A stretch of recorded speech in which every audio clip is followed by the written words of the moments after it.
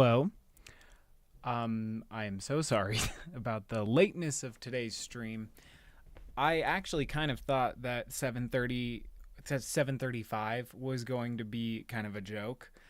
I thought I was going to be ready in time for that, but I kind of wasn't. I uh, didn't realize that it was National Rum Day, which I was like, okay, that'd be so fun to like make a rum based stream, or like do just I think it'd be fun to do more holiday, like not holiday, but like, yeah, National blank day related streams. So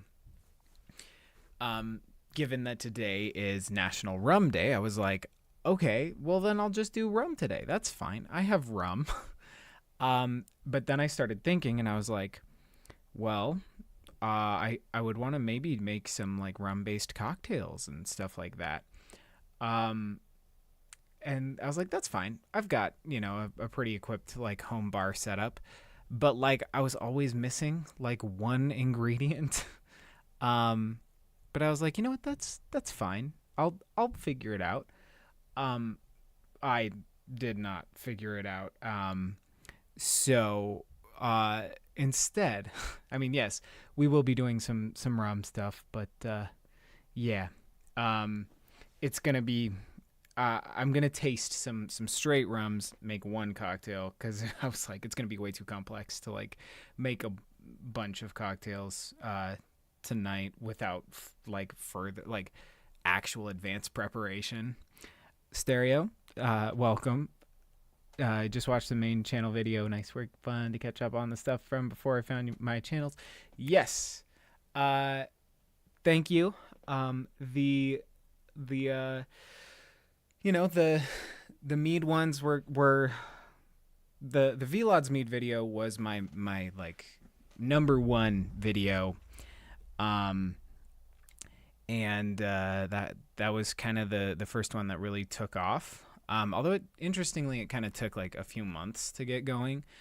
But I always wanted to make the other meads, and then really, I wanted to make videos about the other meads, and obviously also make them.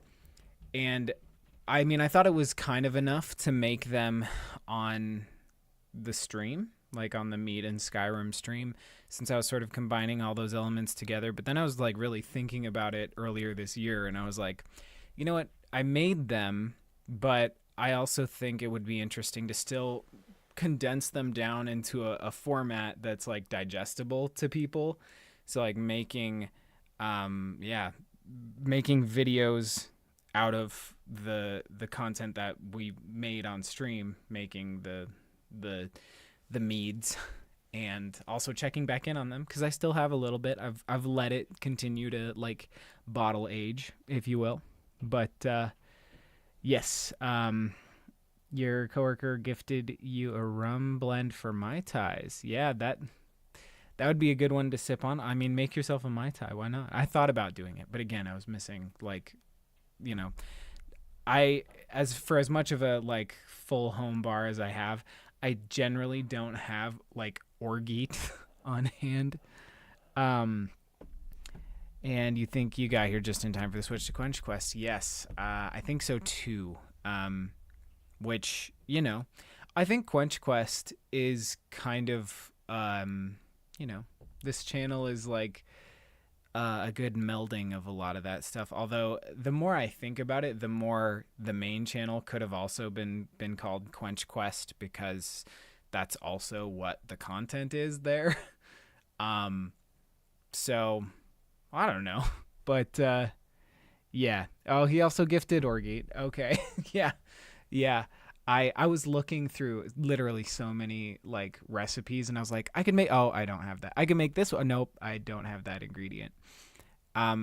But I ended up having, well, I had enough that I could have made like a handful of different ones. I didn't have any actual simple syrup either, because I kind of was of the mindset of like, oh, I'll make it all myself. But you really need like, okay, for whatever reason, I think the store-bought ones have a longer shelf life, even though they say that they're only 2 ingredients of like water and sugar, because the ones that I've made myself have actually gone bad before. And so I was just like, fine, I'll leave it alone. I'm gonna admit defeat and not make it the last time I had to throw it out, and then I haven't made it since, obviously. And so maybe I would have made a batch ahead of time if I knew I was gonna switch today's stream all the way to rum, because I did have a plan. That is the beauty of like mostly reviewing canned things, is that it's like already prepared, and all you have to do is pour it in a tasting glass and go, that tastes like this, and then go sit down. But the actual cocktail preparation is a little bit more involved. So, okay, I'm gonna pop over there though, because I did also prepare ahead of time a little bit. Sorry, I'm turning the brightness down on this one. There we go. Down a couple notches. So yeah, where was I? Oh, I prepared ahead of time. My one cocktail that I'm making, I didn't make it all the way. I just started it so it wouldn't be just a lot of downtime of me doing stuff. So we're making. I was thinking about what cocktail I wanted to make, thinking about the ingredients. There are only a few that are super basic enough. But one of them was the classic mojito. So I decided we're going to do the classic mojito, and I will just sample the other ones, because otherwise I wasn't going to be able to get done in time. And I'm also glad to see that I'm not the only one who's had syrup go moldy, because it's not fun. Going back to get your simple syrup out and being like, oh, there is black stuff on the top of this. Gross. So, yeah. Okay. Popping over to the bar. Also, obviously, the delay also meant that we couldn't get all gussied up as we, have been doing on stream. But that's fine. We can. It's one of the fun national days, so we don't have to go as like all out on the all of the gear. So, yeah. Cool. I should have cross-posted a little bit. I didn't do that either. So, what I might do really quick before I get over there, actually, while I'm thinking about it, is cross-post and to the main channel. And just say that. Oh, hello. Say that we're live. We're tasting rum, and we also, again, I mean, you mentioned earlier, but just to say it, hang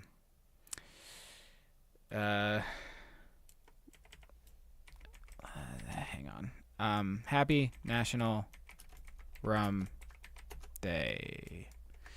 Exclamation.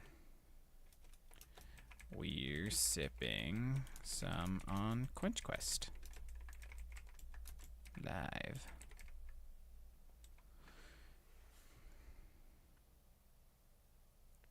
Post. Okay, and we'll post to Instagram after we sip, and people can just come in for the gameplay. But, okay, yeah. For anybody who was not aware, I did also post not one, but 2 videos, like an insane person, one on the main channel and one on the gaming channel here. And let me just say that I got a little ahead of myself, starting to post the shorts, teasing the video, and then being like, oh, it's okay, the video's almost done, I'll just finish the video, render it, come up with a description and title, post it. It'll take me 30 minutes. And then my computer bricked, and I almost didn't stream today, because I almost, if I literally was almost unable to like finish even exporting the videos because my computer bricked until like Monday night is when I fixed it. Maybe Tuesday night. I don't fully remember, but yeah, it was not a good time. You really hate to see the blue screen of death like when you are at the home stretch of rendering a video. And then I just troubleshot it until eventually, and I still don't know how I did it, but it just let me back in, and I was like, all right, I'll take it. I'm back in. I can actually get my computer up finally. So I'll just count my blessing and take it. But yeah, so we're good. We're good on that front. But yeah, so now I do have a handful more videos to edit because I said I would in the Haunting Brew video. So yeah, gotta get our Blackbriar, Nord, and then all 4 compared videos together. But yeah, eesh. Okay. It's a handful of things. It's maybe a little stressful, but that's fine. All right. I'm going to pop over to the bar now, and we're going to sample some rums and make our mojitos. So I will be making 2, one for me and one for Autumn. And I will pop over there right now.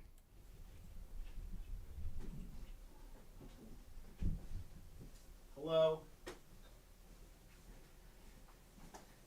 We're doing the boring setup without the green screen, so you get a little bit of a peek behind the curtain here today. But I also want to, really quick, pull up the stream because obviously we want to know that everything is working. I also had to use the microphone for work today that I'm using over here, and I almost started the stream without the microphone set up because I almost never move it unless I have to. And so I was like, uh-oh, gotta go get that. And then I didn't know where I put it down. But, okay, let's make sure we got the audio. Yes, I appreciate the love for the tiki graphics. That I thought that was appropriate for the the rum vibe.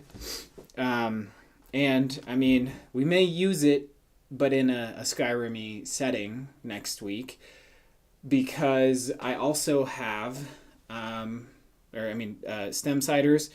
Also, it has released the other tiki cider flavors, so we may just have to do that. All right. I'm gonna start.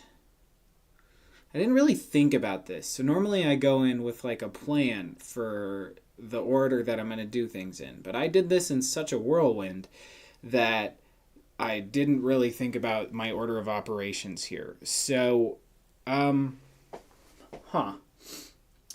if you can kind of tell from the layout, what I'm sort of going for here is like a structure of like lighter to darker. So like this one, we've got the Bacardi White, which is what I'm going to use in the mojito. It's a little harsh, but also I just generally feel like rum can be kind of harsh, so I might not be the best person to be an objective observer of that fact. But yeah, we got the Bacardi White. Then my aunt gave me a bottle of the Sailor Jerry at my sister's wedding, actually, that I'm still kind of, working my way through. And then we've got the Appleton Estate Signature. And then, to upgrade from that, we have the Appleton Estate 15 So there are 2 tiers between these two, the 8-year and the 12-year. But I got this one specifically for a project that I'm not quite sure it fully worked out for. So I will be using it today instead. And then the good old Mount Gay XO, which we used in last year's eggnog, which was an improvement from the Mount Gay Eclipse, but still not. I'm not sure Mount Gay is the distillery for me, although I do like this one more than the Eclipse. And then this one is not technically a rum, but it is rum tangential, so I'm counting it today. This is Balcones Rumble. So Balcones is a distillery in Texas, and Rumble is kind of a spirit that defies categorization. I am assuming they picked the name Rumble as a play off of the word rum. But yeah, it's like the closest thing. Rum would be the closest spirit you could get to that. But it's interesting because it's distilled from figs and honey and some other stuff. So it's like it's a really wild mash bill. So it's also a really wild flavor profile. But yes, I agree, Stereo, that the Singapore Sling was good. So I'm really excited about the other ones, Rum Runner, Pina Colada. So maybe I'll go in and actually prepare those beverages for that stream instead of doing the kind of impromptu approach that I did today. Who knows with me. Okay, we're gonna start. I would like to start by sampling the white rum from Bacardi before we mix up our beverages. I'm not going to be crazy with it. I'm going to do the tiniest little sploosh because I don't really love white rum.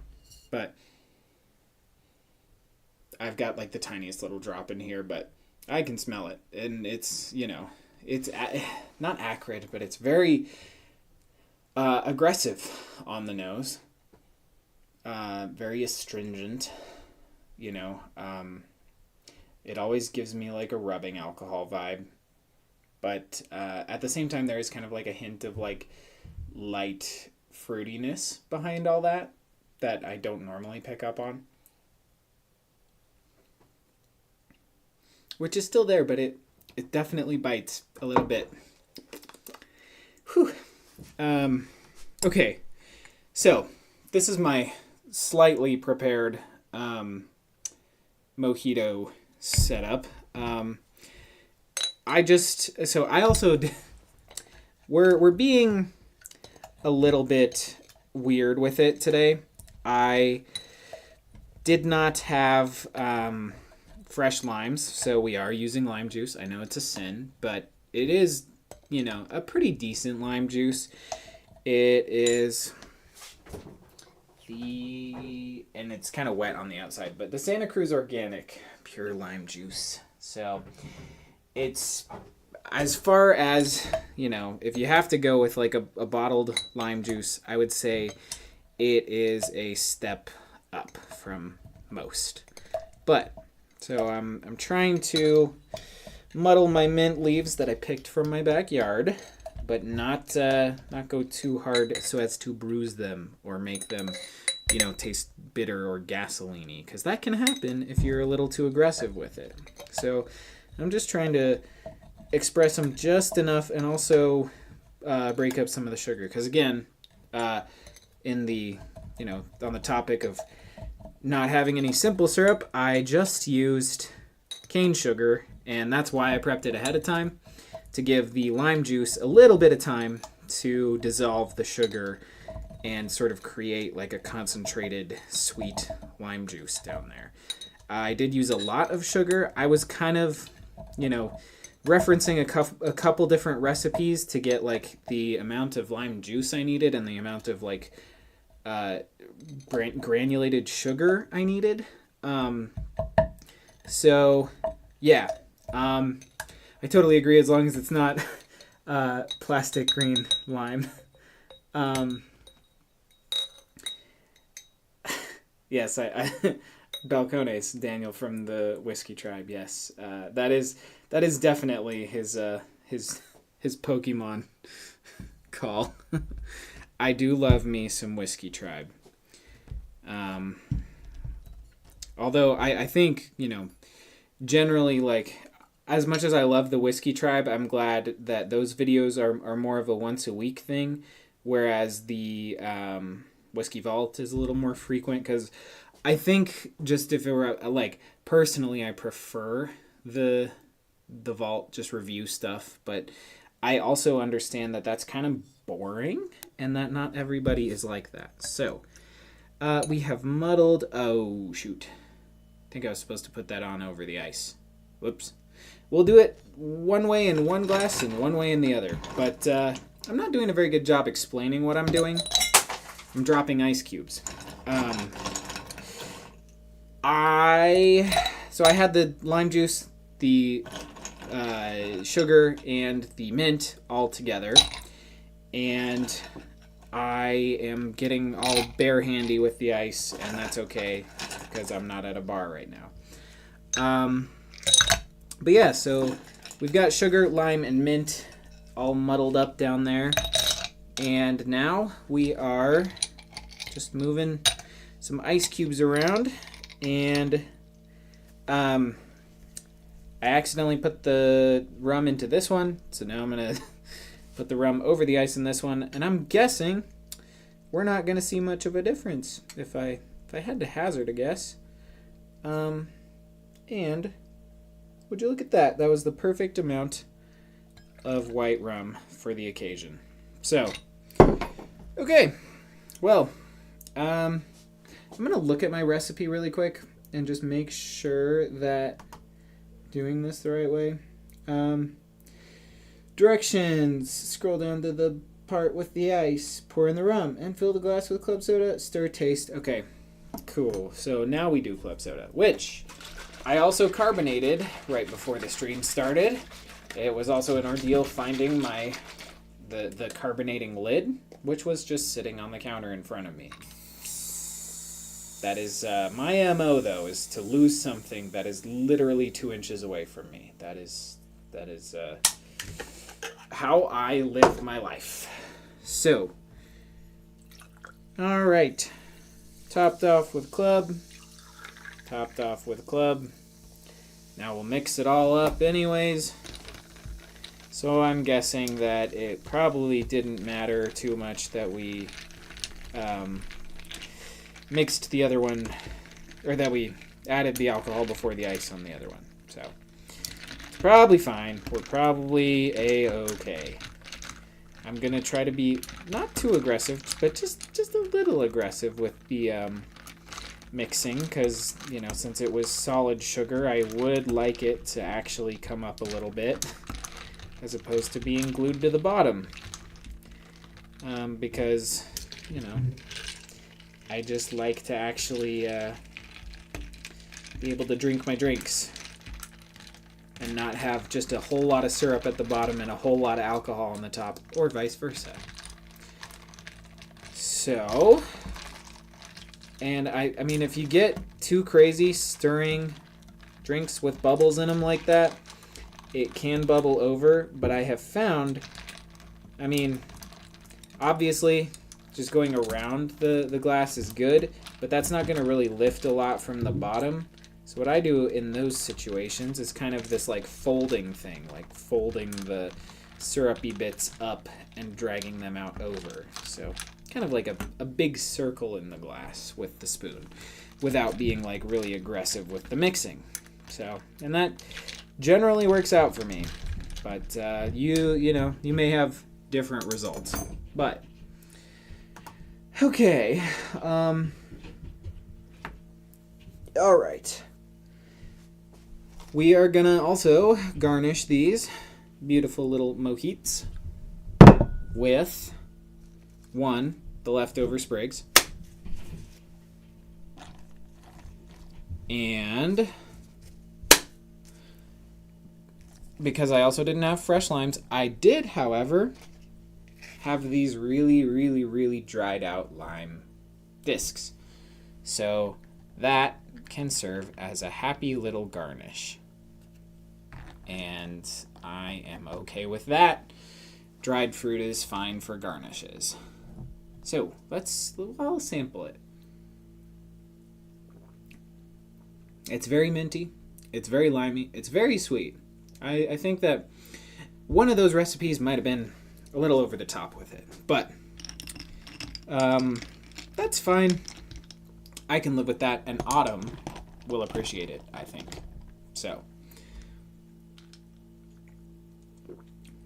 I don't know that Autumn's going to want to come down here, but in an abundance of caution, I'm going to go ask her. So, cool. Yes, it is basically convection stirring. You are correct.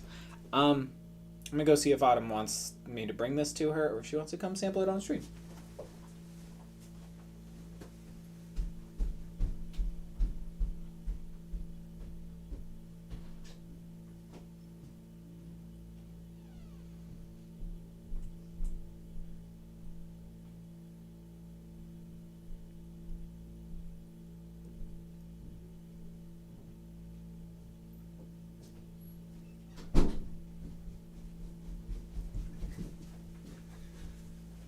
All right, I just brought it to her. She's on the phone, so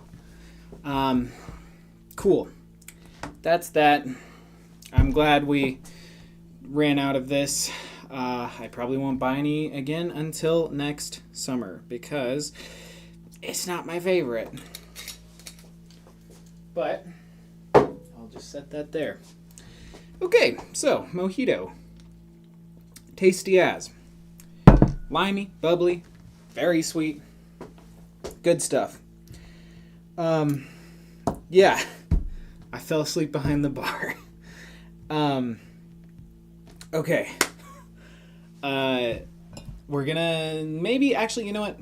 If we're sampling these ones, I also don't really love the idea of sampling the Sailor Jerry. So we might save that guy for last. But if at all, because, you know, Sailor Jerry is Sailor Jerry. But the Appleton signature actually caught me by surprise when I sampled it recently for another project.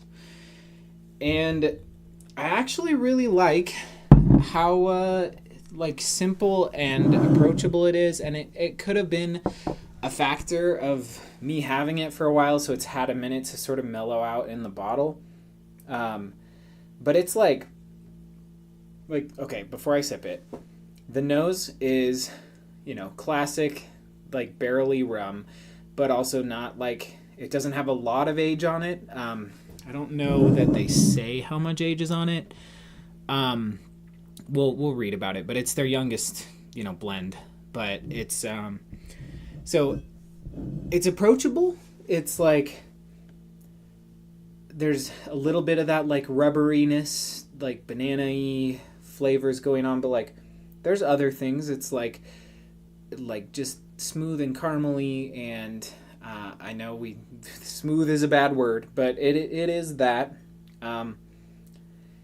It's like there's some, like, nice citrus, but it's not too aggressive. Comes in, you know, at the standard 40 proof. They're not 40 proof, 80 proof. 40%. Sorry about the air. I'm not going to turn it off today. Maybe it's a psychosomatic thing, but on the palate I pick up a little bit of apple, like a little hint of green or golden delicious, and it's just a nice, sweet, tasty little treat, and kind of, you know, there's a little bite, little burn, but it kind of peters off, and it's pretty simple.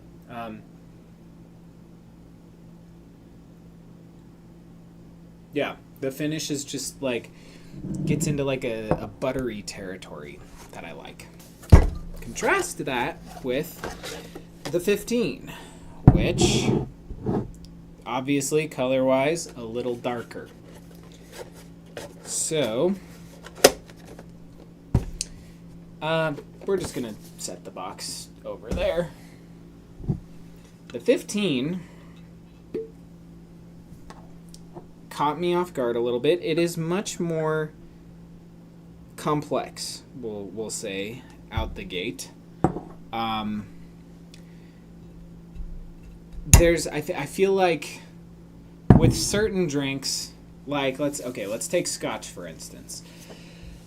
Scotch is a drink where more barrel time typically will introduce both complexity and also a rounder, smoother, more cohesive experience, and it's not the alcohol, becomes more of an afterthought. It's not so aggressive. It's more like, I guess,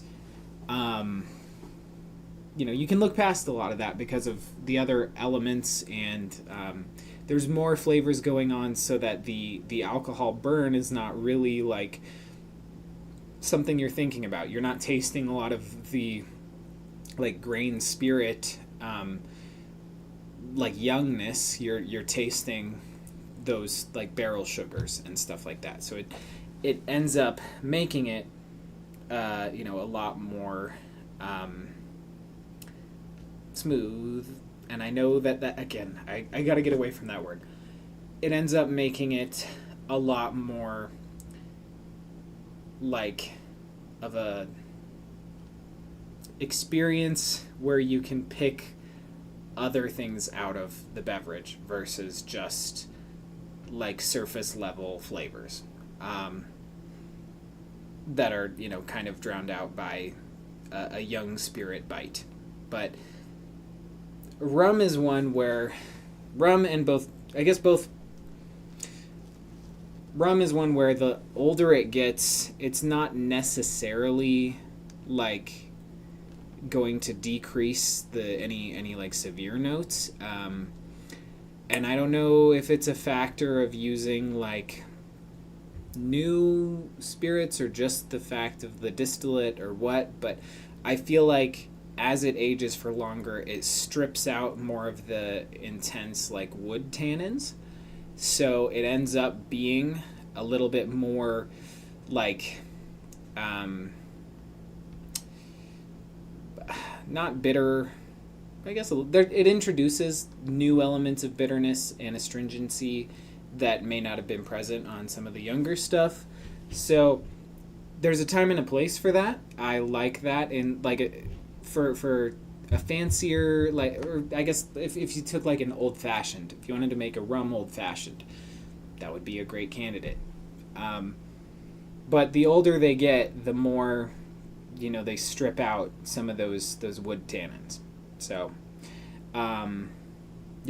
could be a factor of younger barrels, because also Scotch tends to use a lot of used barrels, which also takes longer to age stuff out of the barrels because, it's been stripped by other beverages multiple times. So I don't know. I don't remember what the Black River casks are, but we can read about them.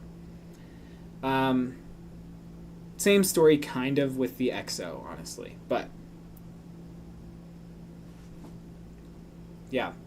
So nose is okay. We're gonna go with palate first since I just sipped it without talking about that. The palate is sweeter and richer. It's definitely like caramel corn, but also like got levels of like citrus and like grapefruit and coconut and stuff that you're not finding on that one. But also a level of astringency that stays with you for a little longer because of maybe some of that other stuff. I'm not fully sure, but it's definitely got a more intense nose, palate, and finish than that one. So, yeah.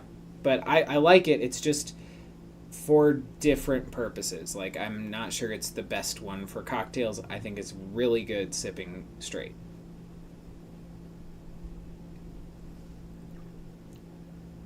Now that I've sipped it a little bit, the nose, we've got like Yeah, more of the, and I hate using the word rubbery, but like I also don't know what else to call it. Kind of a rubbery smell that was on this one, but it's a little more potent on that one. But it's also got a lot of like cinnamon and clove and like other baking spices that are nice and neat, and the sweetness is also a really nice factor. But yeah, it does leave you with a little bit more of a type of burn. It is also, though, a higher proof because that one comes in at 40%, and this one clocks in at 43. So it's not that much higher proof. It's punching above its weight class in terms of proof. We'll just say that.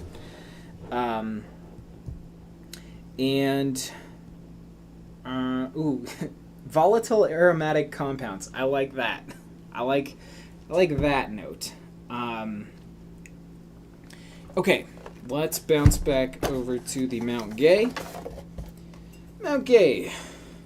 Triple cask blend, the XO. And we should read about these again. I don't know why I didn't read about them as we were sipping, but it is what it is at this point. I'll read about them before we move on to the final one, the Rumble. But, yeah.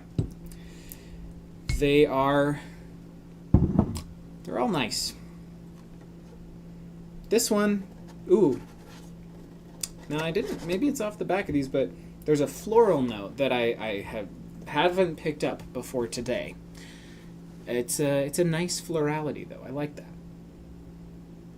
Yeah. Floral, banana-y, hint of coconut. No, more than a hint of coconut. Not so much of the citrus elements, definitely more like rounder, richer stuff.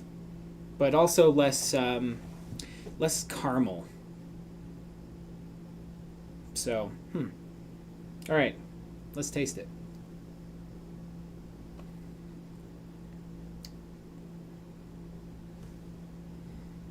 Yeah, it's definitely got still some of that caramel niceness, but it's not as like rich and like robust and dare I say heavy as this one. It's lighter, it's more friendly in a way, but also less complex. So, and I'm a sucker for complexity. I don't know if you know that about me, but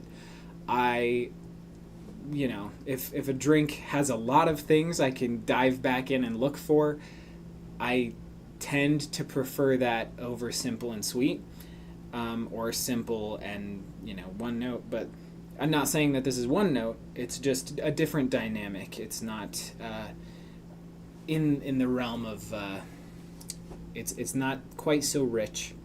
It's definitely lighter and more approachable.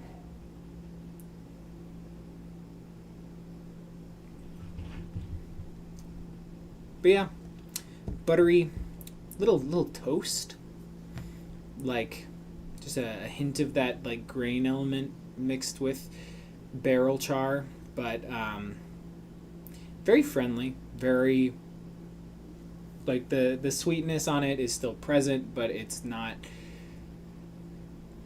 This one almost gets into a syrupy territory, whereas the Mount Gay is like, a little lighter. So I like them both. But I'm gonna have to go back to back. Yeah. I also think that rum, out of all spirits, once you open it, it breathes a little bit. And maybe that's the case with everything, but I do think that it's not the end of the world if you have a half-finished bottle with rum. I think that does have a tendency to hone or like dial back a lot of the more aggressive elements of rum.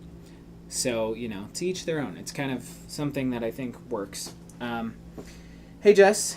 Autumn will appreciate the happy birthday if she's in here.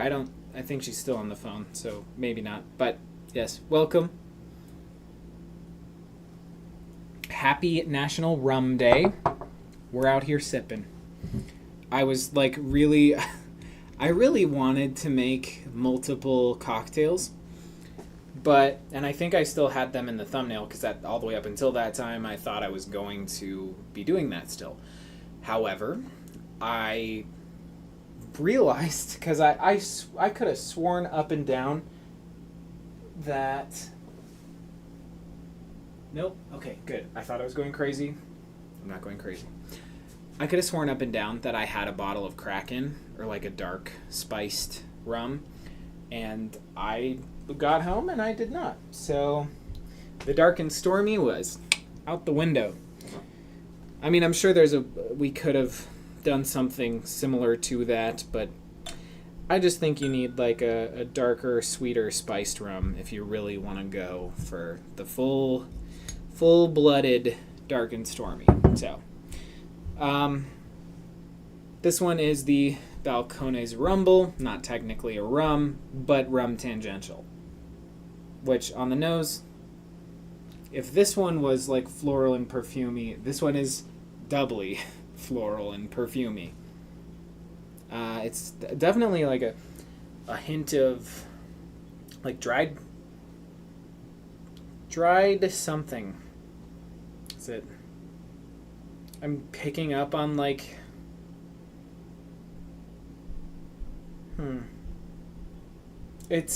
I think I'm getting just the combination of the fig and the honey, but it's giving me almost like a prune, but not in a bad way, like a plumminess. But I really like that.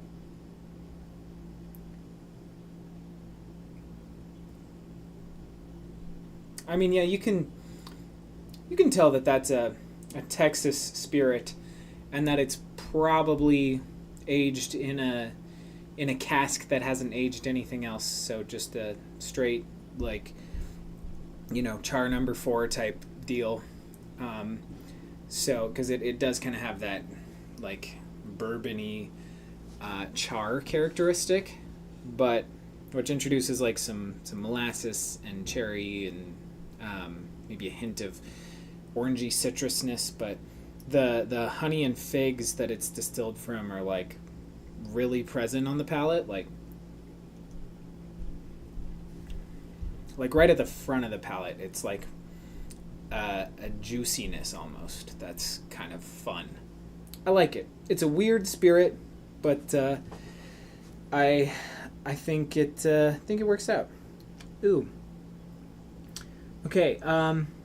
Left Your Trivia Show fed you IPAs, specifically a local pineapple. I love a pineapple IPA. I'm a sucker for a pineapple IPA.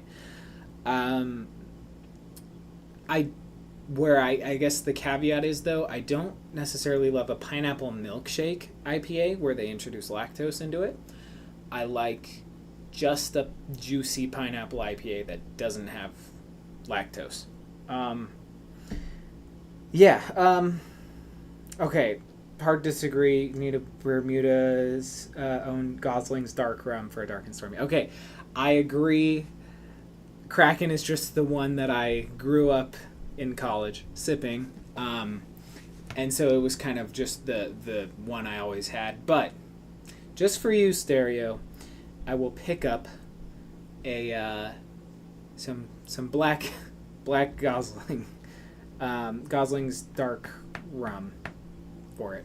So, yeah. Yes, the plum note is pretty awesome in this guy. Okay, now that we've tasted all of them, except for the Sailor Jerry, which I guess at this point, why not? Let's we've got it out. We're sampling. We are going to be sampling it in a rocks glass because I don't have any Glencairns, or they're all dirty. But So this is going to be an anticlimactic finish that we can quickly, read about and move on. So, yeah, nose, rubbing alcohol with cinnamon or something. Wow, definitely sweet. Geez, that tastes like...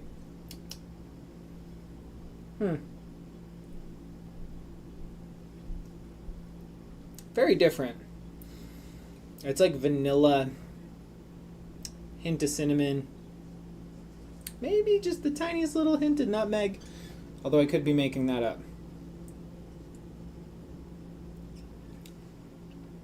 And a very,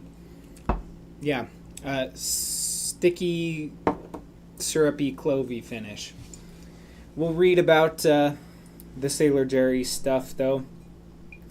The original Sailor Jerry spiced rum, 92 proof. Rum with natural flavors and caramel color added. That would probably be why, because it's not actually aged. It's just like a young one that got colored to look like it had some age on it. Crafted in honor of Norman Sailor Jerry Collins, father of the old school tattoo. Norman Sailor Jerry Collins. The undisputed father of the old-school tattoo, Norman Sailor Jerry Collins built his rep tattooing in World War II-era Hawaii in Honolulu's brawling Hotel Street district, where soldiers and sailors came to raise hell before heading off to war. He was a master craftsman of unflinching integrity. In his name, we make our spiced rum, blended with the finest rums from the Caribbean and our unmatched recipe of natural spices. Try it on the rocks with ginger beer or ginger ale and fresh lime. Hey, I mean, I guess we could do that. We could do like a little ginger, but maybe we will for the sake of having a second cocktail and to get the bottle of Sailor Jerry. Not that I don't like it, because I do like it, but it is kind of, it's a product that I don't use a lot. So using it on National Rum Day may be our best bet. Okay.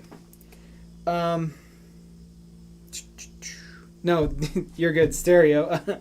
I think, every recipe that I looked at for the Dark and Stormy when I was like thinking about what to do for this stream, was like, you need the Goslings. And so I was like, well, fine. I guess I'll get that someday.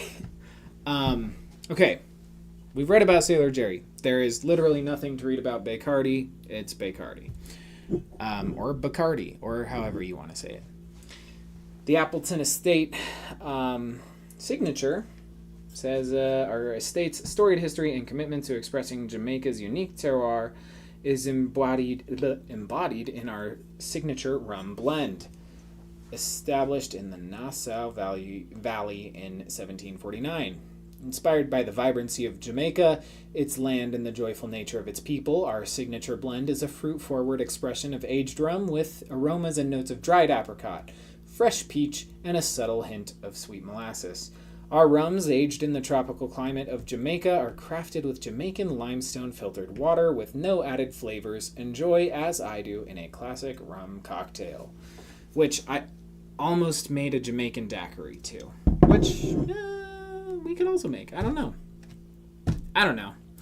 I'm kind of flying by the seat of my pants today, if you can't tell.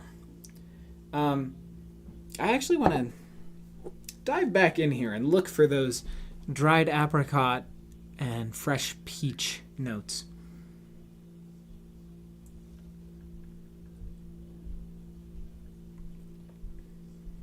Yeah. The dried apricot, more present on the nose. The fresh peach, more present on the palate. So, cool. Appleton Estate, 15 Black River casks. Let's read about this. Crafted and aged in the heart of Jamaica. Appleton Estate 15-year-old Black River casks is a tribute to the Black River that is integral to Jamaica's rum history and the source of the limestone-filtered water used to craft our rums. The rums that make up Black River casks are hand-selected and crafted with Jamaican limestone-filtered water with no added flavors and have all been aged for a minimum of 15 years in the tropical climate of Jamaica. This rich, full-bodied rum reveals aromas of toasted almond and delicate hazelnut, followed by notes of intense orange peel, rich vanilla, and subtle hints of medium-roasted coffee and molasses. 15-year-old Black River casks is perfect for sipping neat or on the rocks. Appleton Estate is made in... we already read about that. No, we didn't. Appleton Estate is made in the Nassau Valley, a lush and fertile terrain located in the heart of Jamaica. We are one of the few rums in the world to claim terroir, a set of unique weather, soil, and geographic demarcations that impart a character to each of our rums. We cultivate the natural ingredients that go into making each barrel of our rum, from the sugar cane that we grow ourselves to the limestone spring that supplies our water, as well as our naturally cultured non-GMO yeast. Our rums are aged in 40-gallon No. 1 select American oak barrels, which impart more vanilla flavor and make our rum smoother and less woody. Appleton Estate rum is perfected by our highly acclaimed master blender, Joy Spence, the first woman to be appointed master blender in the spirits industry. Followed, fun fact, by the master blender of the XO. Not... originally, not the inventor, but this specific iteration of the XO was Mount Gay's new master blender, who also happens to be their first female master blender, Trudy Ann Branker. So, let's start on this side of the box. Our estate benefits from a unique terroir which we carefully harness when crafting our rums. So, right out the gate, Appleton, calling you out. They also claimed it.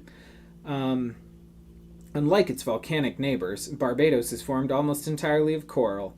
Our isolated and untouched location on the northern tip of the island gives us access to coral-filtered water from our original well. Only Barbadian and Caribbean molasses are fermented with a combination of proprietary and naturally occurring yeasts and then distilled using 4 different types of traditional copper pot and column stills. Our wide range of wooden casks combined with tropical climate maturation result in a faster concentration of aromas and flavors in the liquid. More than 3 centuries of experience in crafting rich aromatic rums gives us the expertise to set the tradition for the future of rum. The XO Triple Cask Blend, a legal deed dated 20th of February 1703, confirms the existence of a pot still house on our sugarcane estate in Barbados, establishing Mount Gay as the world's oldest continuously running rum distillery.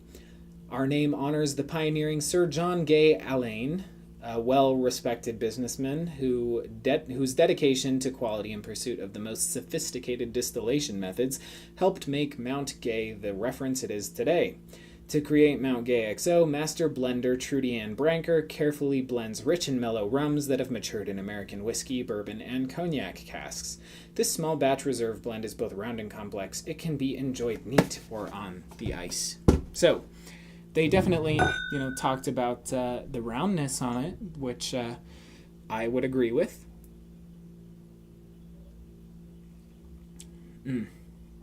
It's nice. It's approachable. And then lastly, we'll read about the Balcones Rumble, a Texas wildflower honey, turbinado sugar, and mission fig spirit. The spirit of Texas. Curiously against the grain. Defying categorization both in its composition and its reception, Rumble is a curious twist on spirit styles from around the world. Crafted from fermented Texas wildflower honey, mission figs, and turbinado sugar, it is twice distilled in traditional copper pots, then artfully matured in premium oak casks. The result is an elegant, and distinctive spirit we have come to love dearly over the years. This one-of-a-kind Texas creation epitomizes the independent spirit of Balcones and continues to inspire us. And that's cool. Okay. So we did that. We've tasted those. I guess the question is, do we want to try the other cocktails or do we want to move on? Because we have been at the bar for like an hour. Maybe. I don't actually know. I do want to read about the... Okay,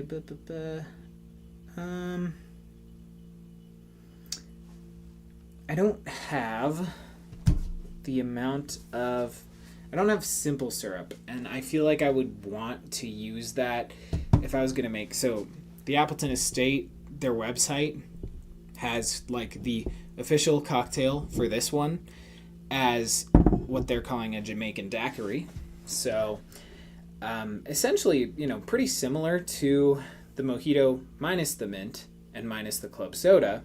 So it's 2 parts Appleton Estate Signature, 0.75 parts fresh lime juice, and half a part of simple syrup. But as we've already established, I don't have any simple syrup. So what we'd have to do is like mix the juice and the like equivalent dry sugar for a minute, and then mix the spirit in, and then throw one of the wedges on. I think we could do that. I think though that the trickiest part is, okay, so 1 teaspoon of sugar equals 1/4 ounce of simple syrup. So 2 teaspoons of sugar would equal 1/2 an ounce of simple syrup. So we could do that, friends. The artful art of sitting in a barrel. You are correct.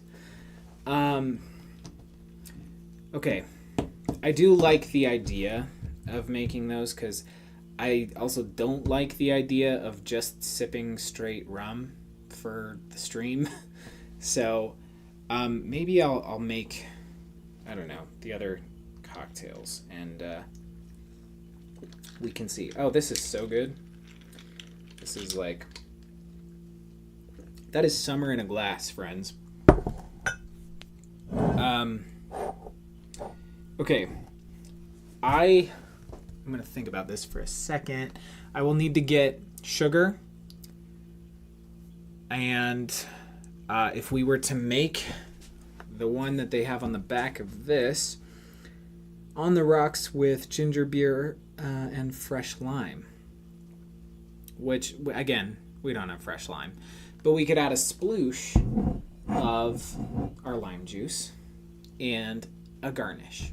So I'm down for that. So I'm going to go do that real quick. I'm going to go get the other ingredients. Sugar and ginger beer. I have both of those, but they're upstairs. So maybe I'll pop on the transition screen, or unless you guys don't mind just staring at the lineup here. Maybe we'll just put on a little bit of royalty-free tropical music, or just lo-fi. Let's see.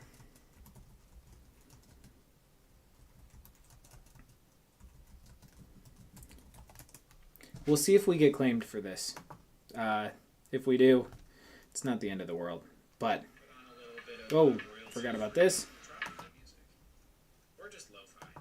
Shh. There we go. Okay. We're popping this on. I will be back. This is just a little bit of Lo-Fi Girl Goes on Holiday, and I'll be back.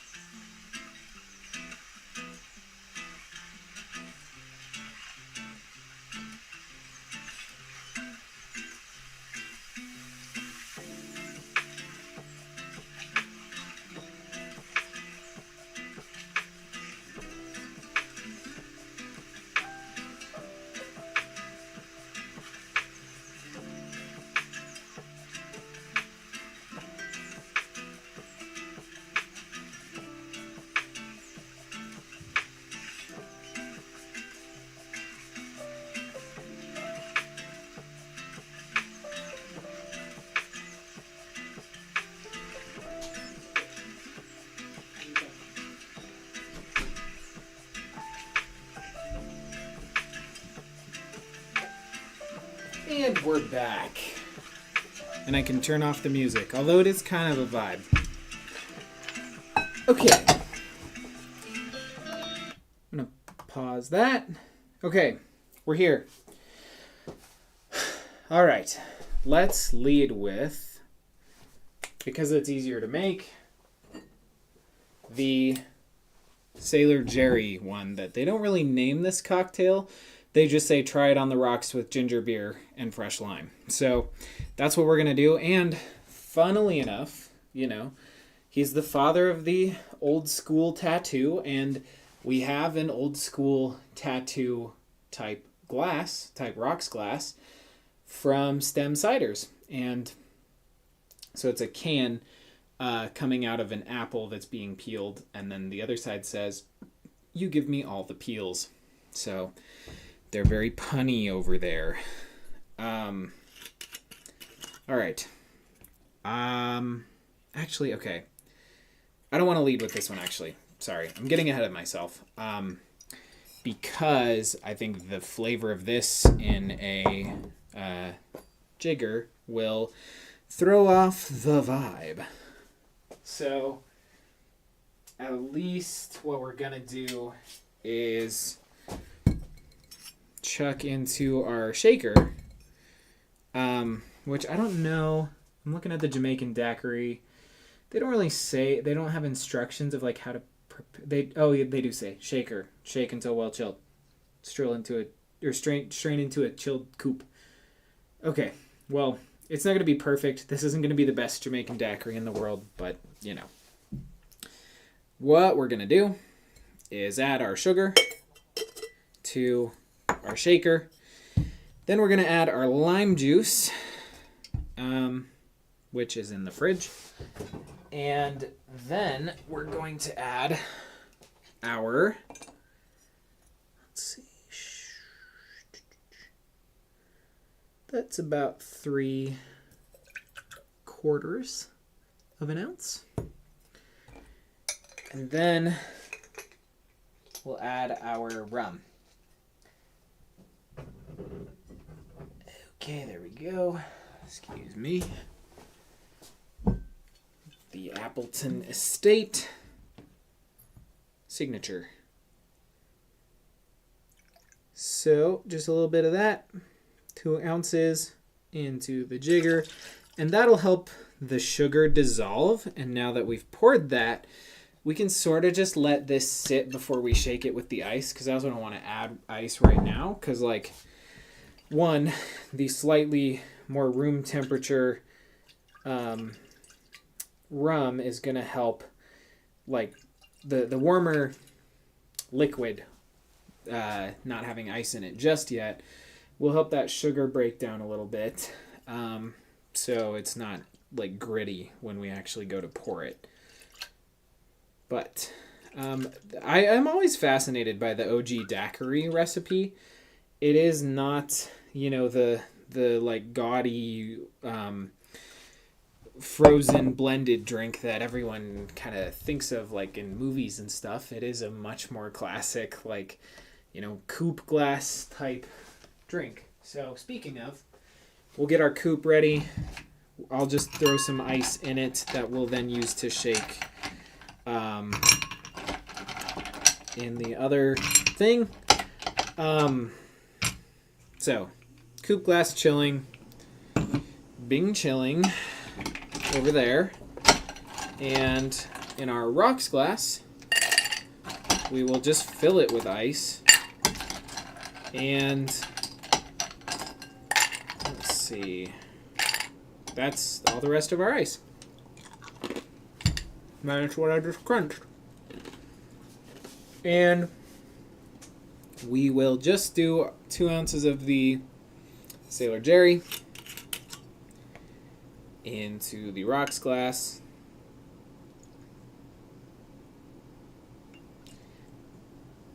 And then we will top it with, sorry, I should be making this like up. I'll move that out of the way.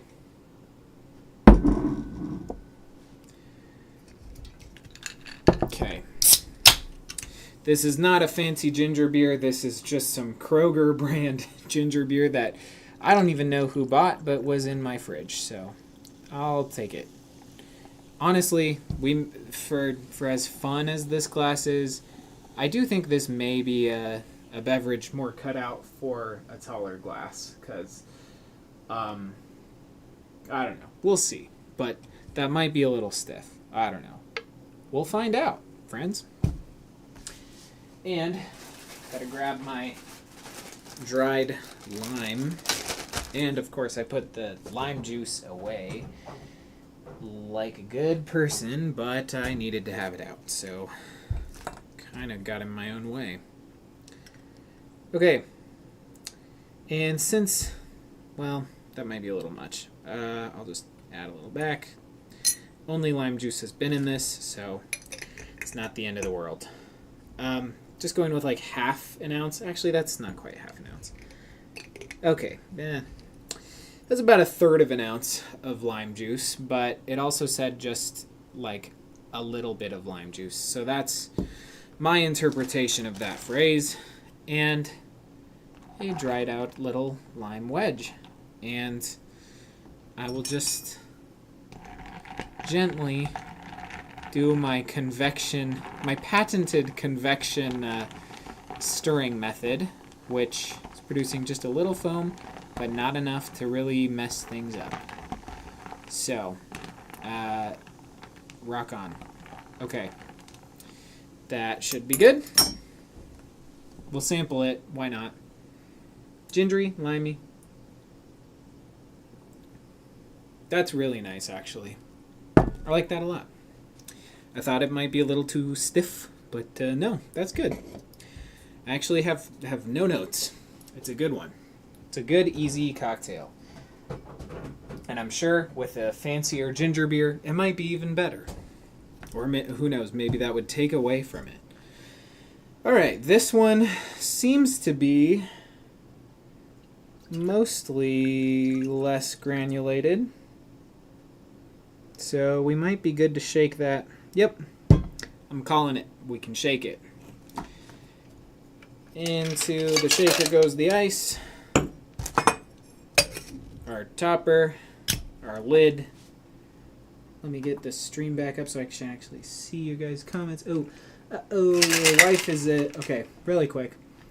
Grain into a stilled choop. Nice. Your wife is thoroughly addicted to Baldur's Gate 3 and hearing sounds of frustration. Go check. No, please do go check. Drew, off-brand ginger beer is the best though. Yes, mixed with Sailor Jerry's. You know what? I think you're right. I think we're overthinking it.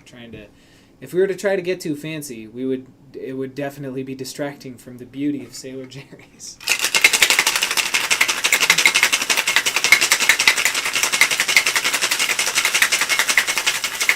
And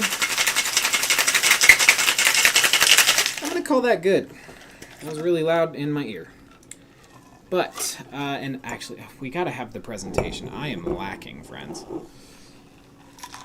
Into the coupe glass goes the OG daiquiri recipe, but with a Jamaican twist. So the Jamaican daiquiri, which, yeah, not a very full cocktail, but nonetheless, I'm assuming probably pretty tasty. I also don't have a lime twist, but again, I'll give you one guess as to what I do have. A dried out lime circle. So, there we have it. 3 rum cocktails. Not necessarily the ones that I thought I was going to make today, but we did it. So, happy National Rum Day. Let me taste this one.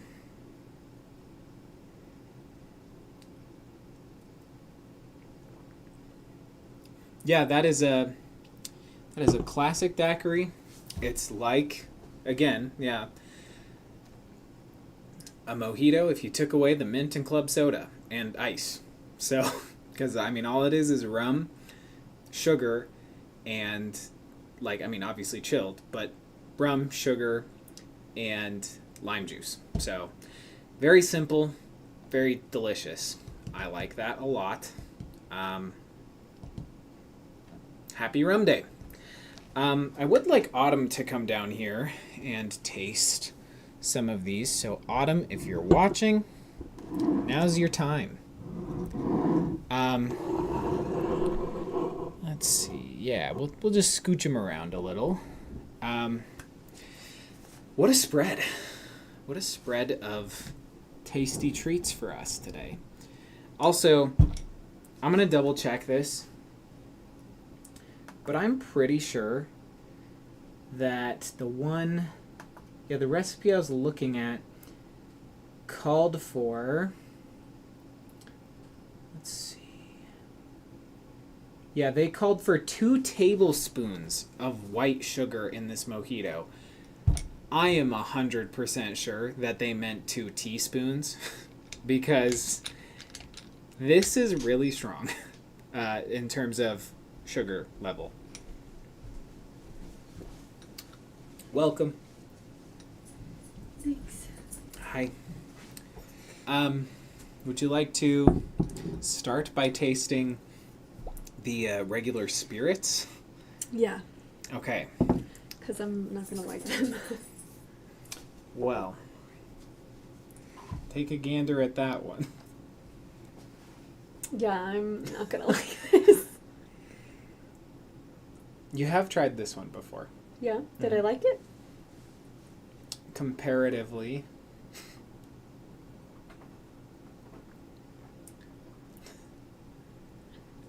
It's not good.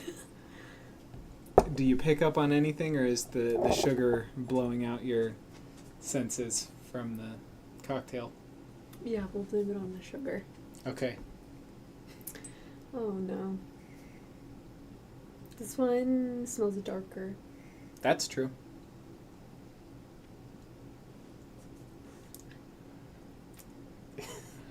It's also a slightly higher proof. What do you think of that? They are also like boozy that they kind of just taste the same.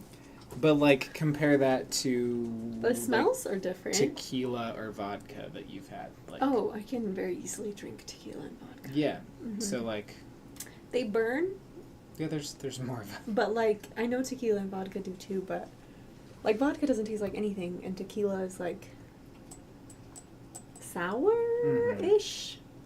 These are very like full. That one kind of tasted peppery. I like that note. I could see like a little black pepper on that. Oh, this one smells really sweet.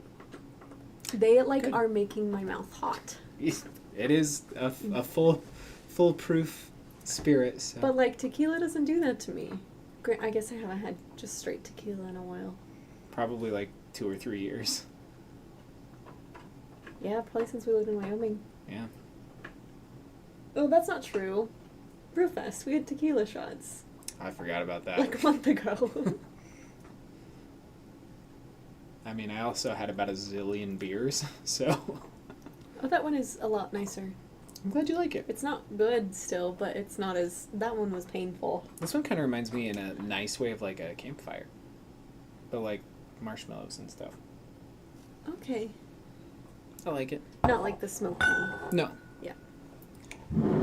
But like a little bit of like woodiness. Is this water? No. This is bubbly water if you want. Can I just drink out of it? I'll pour you a little glass. Thank you. I should also actually probably have some myself.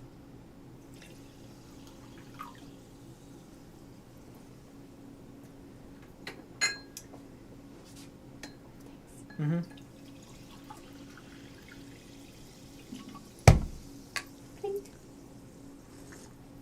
I don't know why I'm holding it like I'm plotting the downfall of my enemies. You have to swirl it. Okay. This one smells more caramely. I would agree with that. Also, Jess says happy birthday. Oh, thank you. How does she know? Instagram. Oh, that makes sense. Yes, thank you.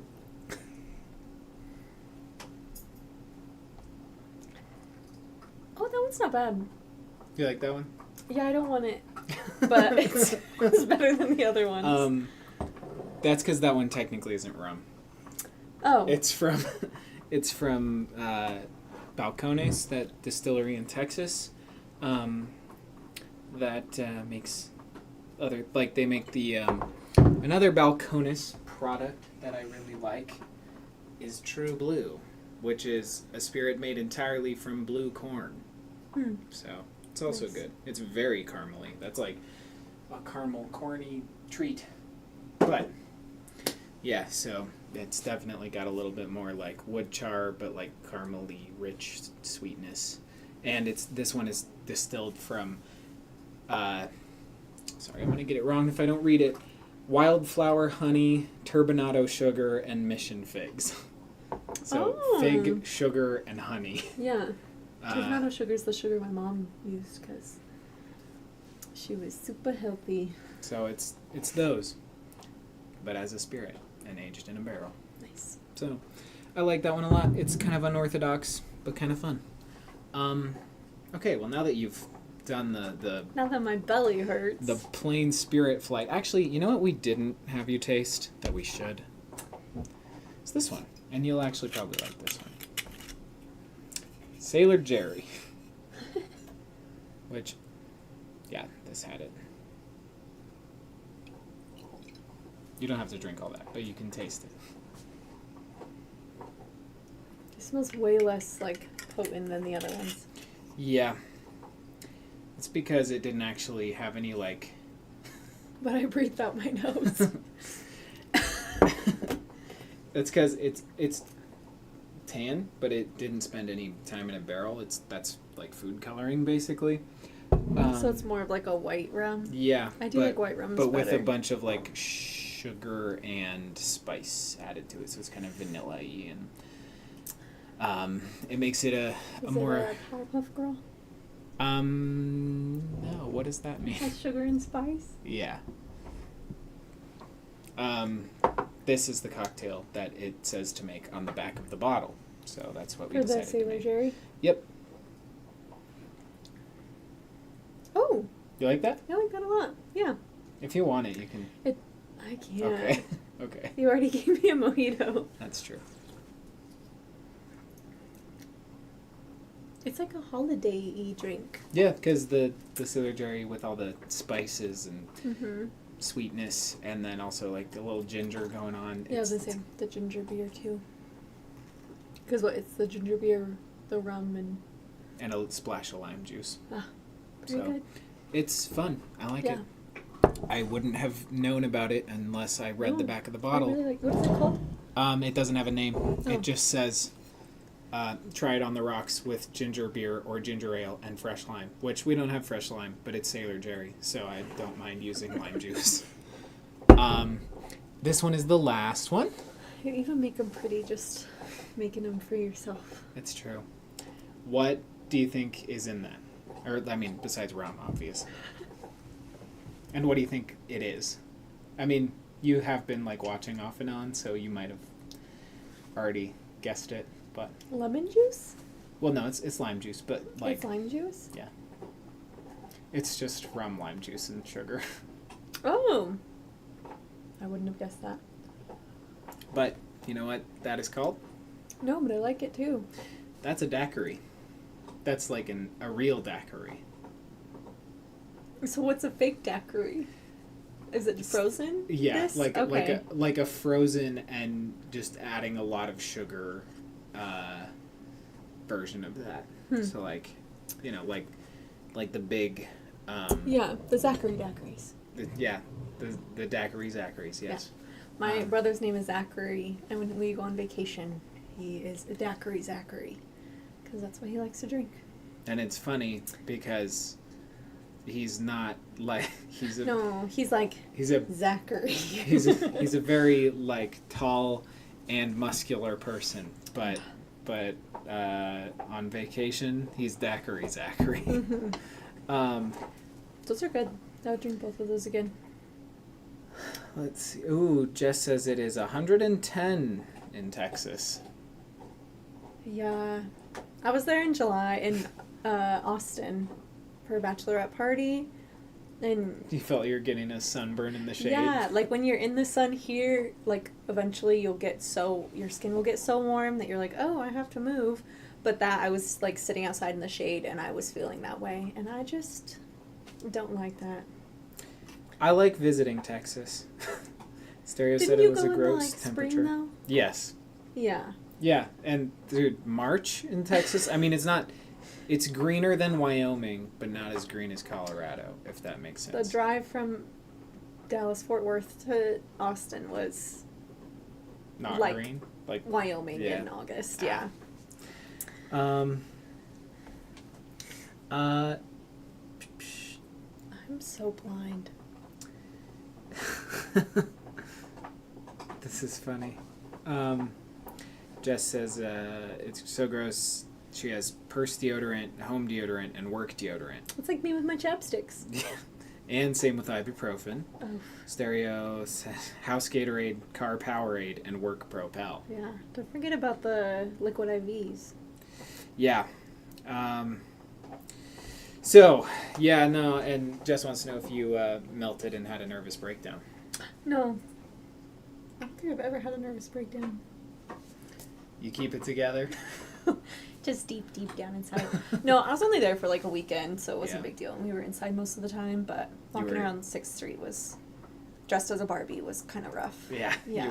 You were able to keep it together for as long as you needed to, and then had to persevere for the bride. Cool.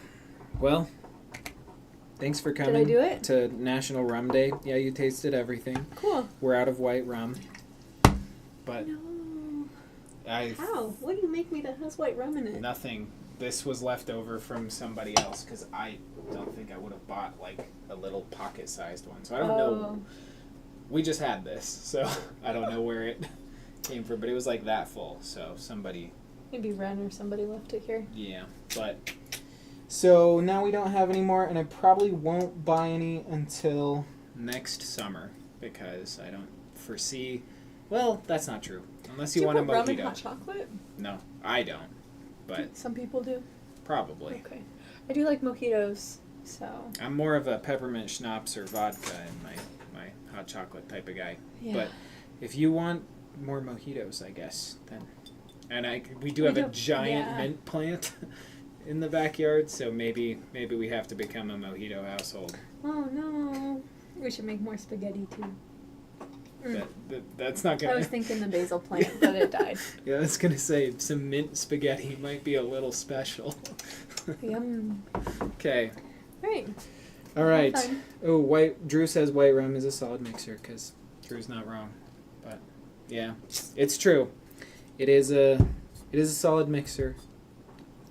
I have made myself one mixed drink in my entire life, and it was for Nick's family's Christmas holiday cocktail contest, and I got second place, so I never know what is in drinks. Yeah, well, you know. Head empty, no thoughts. No. Am I good? Yeah, you're good to go. Okay. But Have fun. Thanks for coming down. Yeah. It's always a pleasure. I'll be lurking. Okay. Love you, bye. Love you too, bye. Come on, Bubba's. Oh, Estee wants to say hi to everyone. Oh, big boy. Oh, big dog. Oh, her little tail's wagging. Come on, honey. All right, big girl. That's how tall she is standing up. She's even, her legs are bent. Come on, honey. Okay. Cool, guys.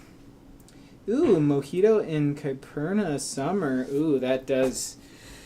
Kyperna, that's a nice one. All right, guys. Let's head over and do some piratey Skyrim quests. Those are few and far between.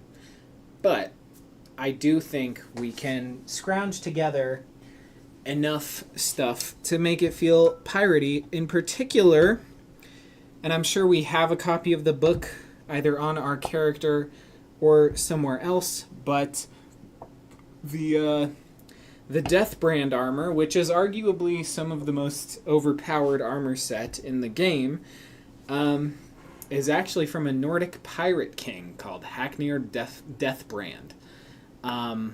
So, I think that we would be good to play that. Head empty, no thoughts, nods in thoughtless solidarity. I'm sure Autumn appreciates it. Stereo. Okay. I'm gonna figure out how to get these cocktails over there, and then I will see you there. I'm gonna leave by grabbing... Well, okay, I'm just gonna come back for one. I don't want to spill and get my carpet sticky.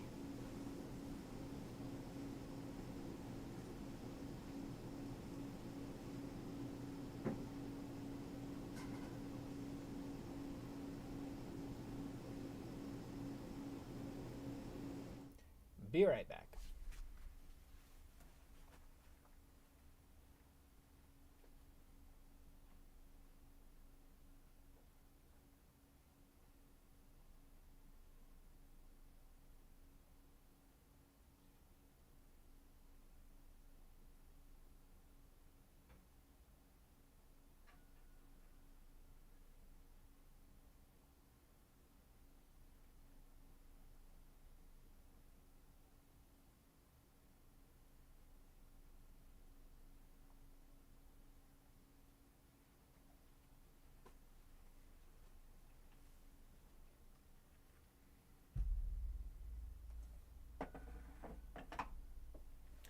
Okay.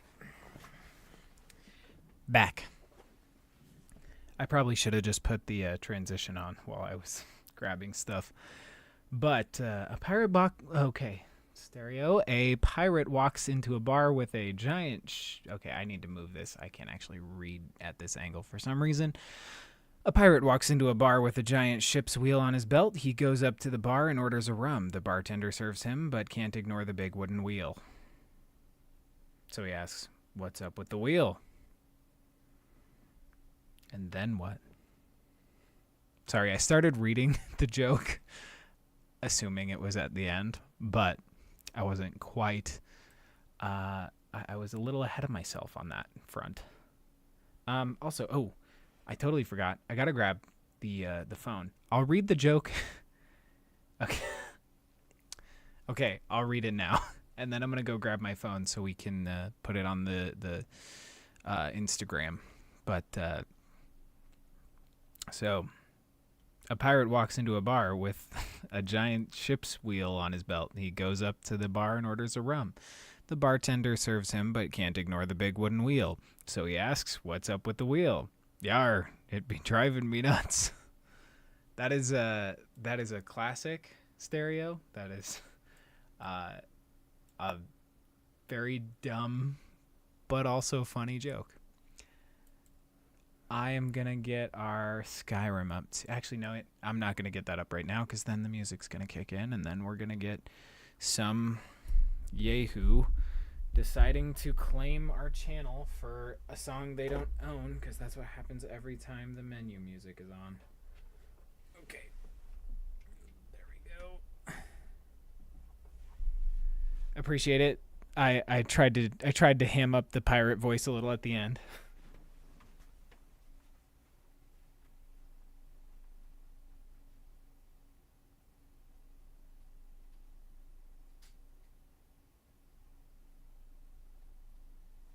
Okay, we have a cell phone again. And now, let's get piratey. But first,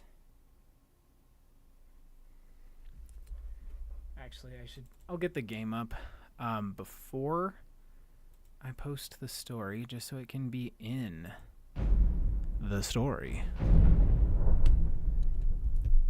Ooh. It looks like one of my audio captures is a little louder than the other. If I turn this one down, can you guys hear? Is the game too quiet? Can you hear that? Let me know. I'm not 100% sure. Let's see. It could be quiet. We'll see. Let's just also continue. And while that continues, I'll get up the old Quench Quest Instagram, which, you know, if you want, you can follow us on Instagram, Nick_Tracy and Quench.Quest. And we're going to zoom in way over there. And I'm going to do a little peace sign. Boop. Actually, no, you know what? I'm going to hold up one of my little cocktails here. Maybe this tattoo one. Yeah.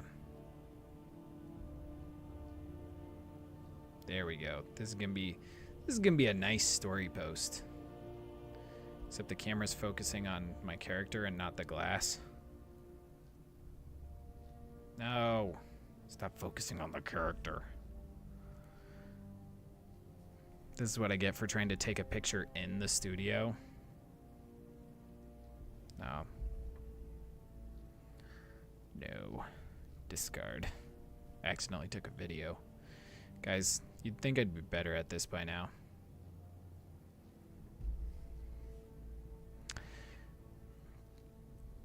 Okay. So sorry. We will get this show on the road momentarily. Just gotta copy our link here. Oh, hello. That's loud. Okay. Share. Copy link. And link. Paste. Done.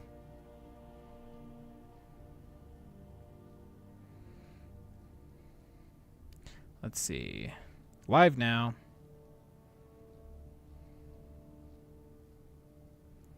Ooh, Drew, thank you for the follow. Oh, we got the rotating camera. That means it's time for us to get this show on the road. My bad. Okay, live now, youtube.com. Happy National. Whoops, not Bastional, National Rum Day.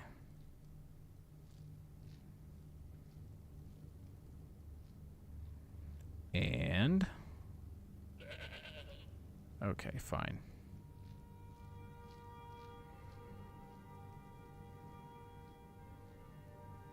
On the old story, don't share to Facebook. I don't even know why. I don't even think this account has a Facebook, so I don't know where it would go. Cool. Well, good enough. Let's go find us the armor of Haknir Deathbrand.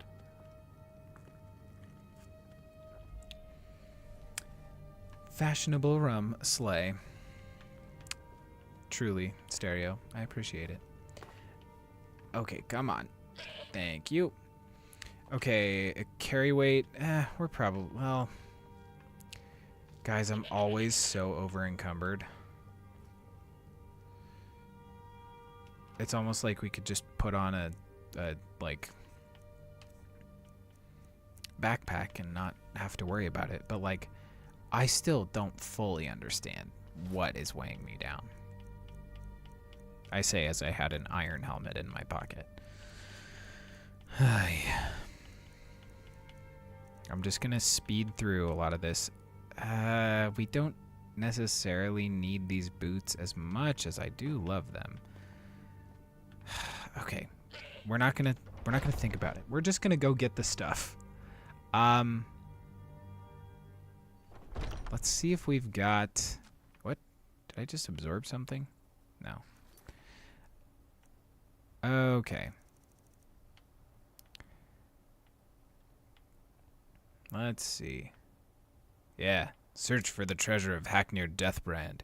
We read that that book on stream previously. If you are curious, I don't remember which one. I think it was the Staff of Hasadoki stream that we ended up reading that book. We could probably revisit it. I probably still have it in my inventory if we're being honest, because again, that would be where all of my over-encumberdness comes from. Oh, wait, that's a sweet mojito. Yep. They said 2 tablespoons. I'm 1,000% convinced they meant teaspoons. It's tasty, but man. Okay. Books. Let's see if we got it. Let's see if we got it. I think it's just called Deathbrand, right? I thought that's what it was called, so it might not even be here.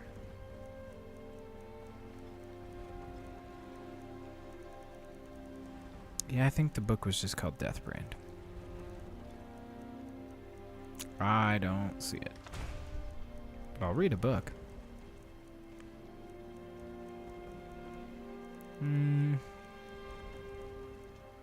Yep. Okay. We did it. Okay. Let's find Haknir Deathbrand's armor. Haknir's Soule. Search for the treasure of Haknir Deathbrand. We may need an ancient Nordic pickaxe for this. I don't remember.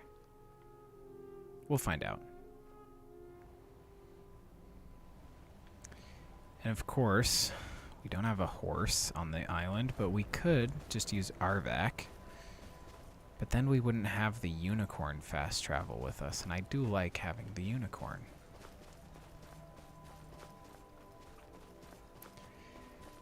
Okay.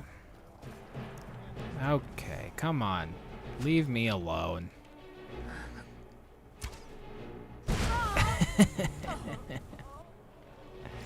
Everybody's got fighting words until I bring out Oriel's bow. Oh, come on, you pirate captain. There you go. And gotcha. Just an explosion to the face. That was fun. These may not deal real fire damage, but I love a challenge.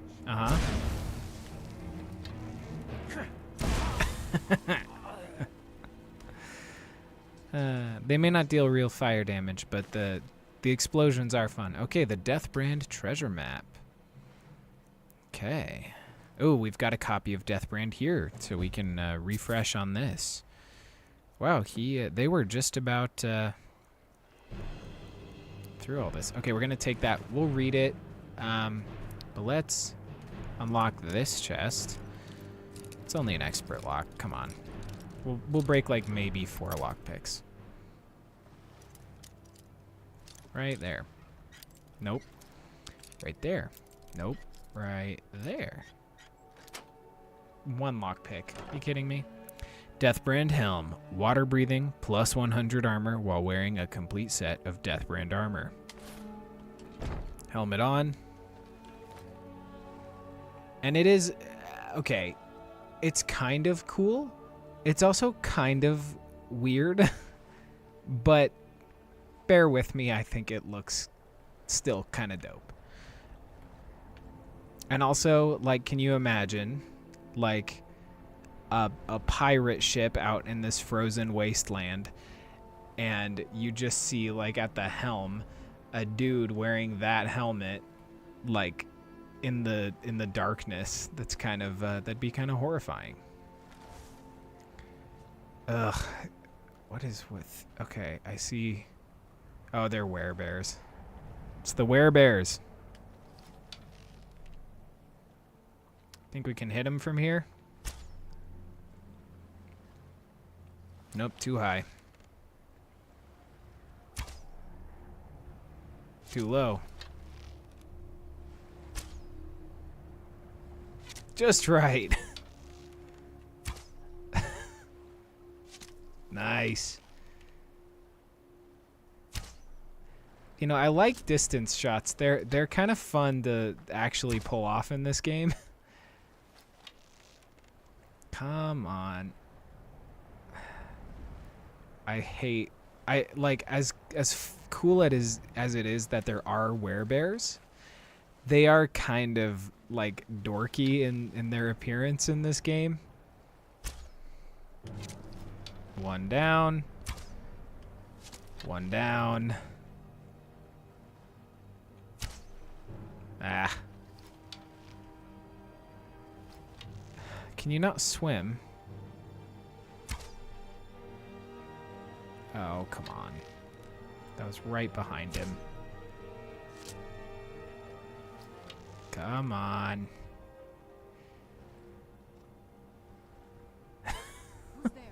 It is kind of like the door. Oh, he transformed back into a man. Nice. I'm gonna punch him. Hey. What's the deal?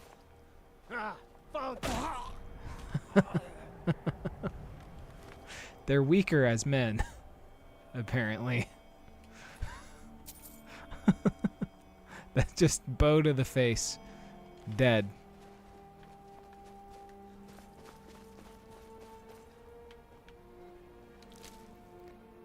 Yeah, it is samurai and Viking horns. That is an apt description of the combination. I'll take the gold. I'll take the fire arrows. Thank you very much. Werebears. Silly little guys. Okay. So we have the treasure map for Deathbrand, but I think we're also going to see the book here, but let's look at the map first. Oh,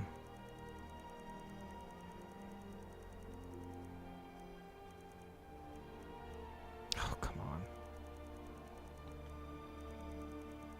We saw the Deathbrand book, but I don't remember what the treasure map name was. So we definitely scrolled past it. Looking for the word Deathbrand, potentially not at, I mean, obviously not at the front of the word. Yeah.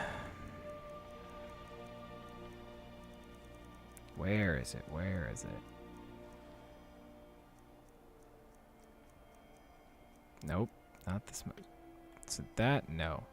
That says nothing. That is a blank page. What the heck? Treasure map X sucks. Okay, so where did the map go? Is it just in the miscellaneous? I'm so dumb. Okay, so the helmet was up there in the corner. And then down, or like over on the left side, we've got 2 along the coast, and then 1 over on the corner by the big ol' mushroom towers. Cool. We'll just work our way in a counterclockwise circle. That other one looked about by Bristleback Cave, although probably more like here-ish. So we'll lead with that. But while we're out here, oh, hello, Reeklings. We'll use a fire arrow. Why not?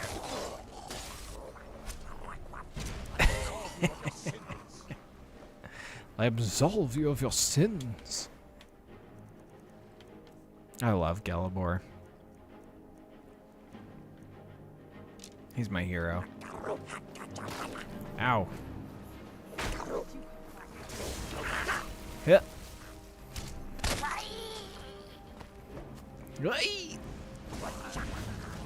Man, they come out of like barrels and stuff. We really need to get some more elven arrows so we can actually make our sun hallowed arrows, because they're dope.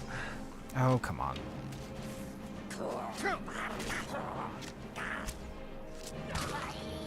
Got a second one.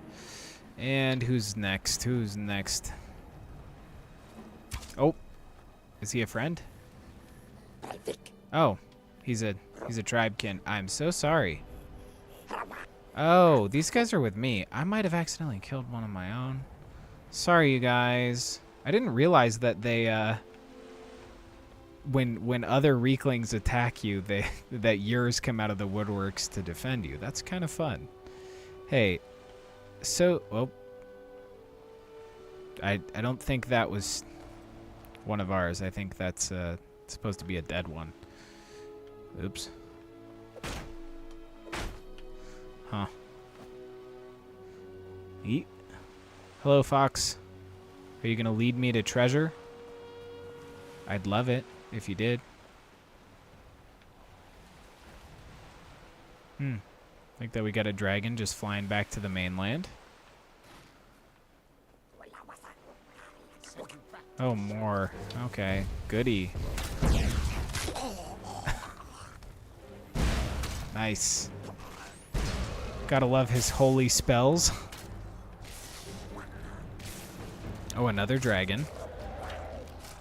I mean, if you want, you can... If you want the smoke, be my guest. Oh, I missed. That was a terrible shot. I'm embarrassed.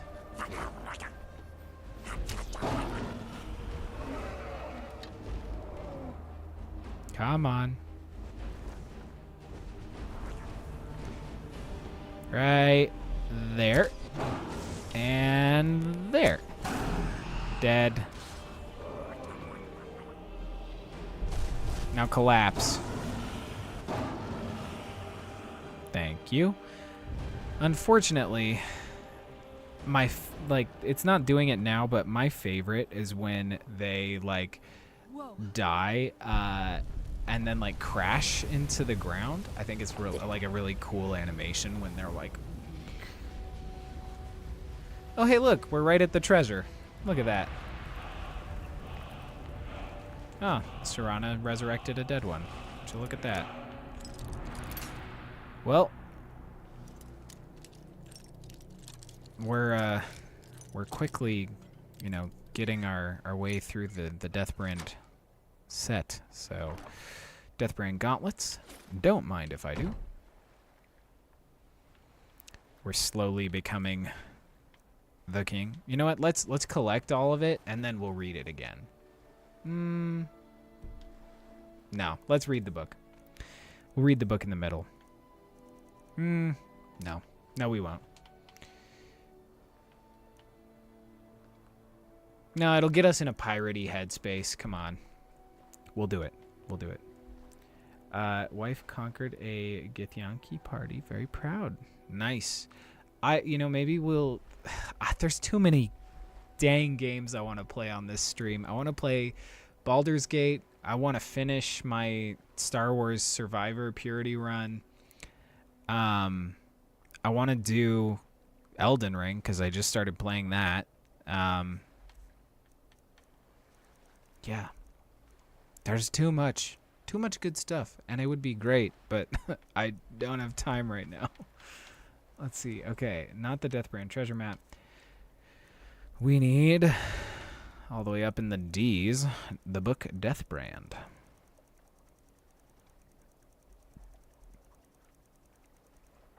All right, Deathbrand. Nope. There we go. Deathbrand, A Pirate's Tale. We'll sip on some rum while we do this. Haknir Deathbrand was dying. For Garrick Windrime, ship's quartermaster, it was unthinkable.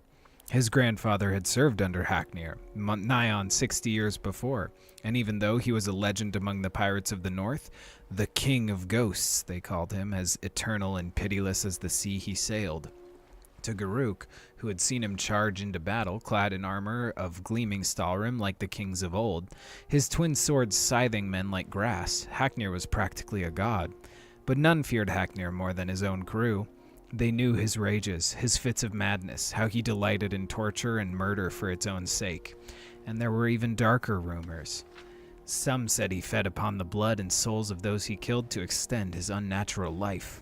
Some thought him a Daedra, loosed upon the mortal world, and others said he owed his life and power, his armor and swords, to a pact with Dagon, Prince of Destruction. And the seal of that pact was the terrible wound that scarred his face, never to heal, the Deathbrand, for which the Deathbrand, which no man could look upon without flinching. All these things ran through Garuk's mind as he took his place on deck at the head of the crew, exchanging a curt nod with Thalin, the ship's helmsman, and his chief rival. By sundown, he thought, one of them would be captain, the other would be dead.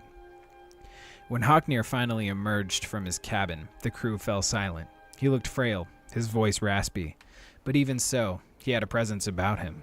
As he looked over his men, the most brutal murderers ever to ply the northern seas, not one could meet his gaze. At last, he sighed. "You wish to know who will be my successor, and how my share of the treasure shall be divided." That was the question, but even so, there were murmurs of protest. Haknir cut them off. "All these years I have looked for one who was worthy to take my place, or strong enough to take it from me. Not one of you comes even close, or not one of you even comes close, and so none of you shall have it." He extended his hand. "In Dagon's name, I place a curse upon my armor and my swords, this ship and all it carries. Until the day when one of you can best me in combat, you shall have not a single coin." He looked up at them. "Be grateful, I have left ye with your lives." Garuk and Thalin shared a single glance. Had anyone else said such a thing, there would have been mutiny. 100 treasure-mad pirates against one old man. But this was Haknir. The crew was silent. Haknir threw a map at Garuk's feet. "Garuk, take a longboat and bury my armor in the places I have marked. Thalin will sail to my tomb, or you shall leave me with my gold. Then burn your ships and do as you will. I am your captain no more." And with that, he turned and stalked back to his quarters. At daybreak, Garuk took his leave and set out in a longboat with 3 of his men. They landed on a shoal to the north of Solstheim, at the place Haknir had marked, made camp, and began to dig. But already, greed stirred in Garuk's heart. Time and again, he glanced at the iron-bound chest they had brought with them. The old man was gone, perhaps already dead. His orders foolish. That night, Garuk pried open the chest and drew out the helm within. The stahlrim shimmered in the moonlight. It was time for a new king of ghosts to rise. He placed the helmet on his head, and he screamed. And it is said you can hear that screaming still on moonlit nights on a rocky shoal off the northern coast of Solstheim. Postscript. This story is one of the last in the Haknir saga, the tales surrounding the life and adventures of the legendary pirate king Haknir Deathbrand. How much of it is actually true, if indeed any of it is true, I leave to the reader's discretion. Artiste Stralen, House Reader and Scribe. I would love to read the other ones. I did not know there were other ones. I haven't seen other ones. So, yeah.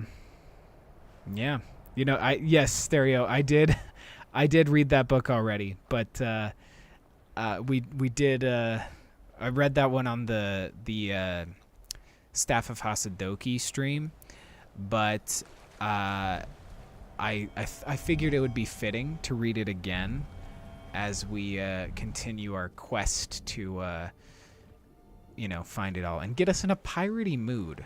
Because I think also the first time I read it, it wasn't like a super piratey vibe.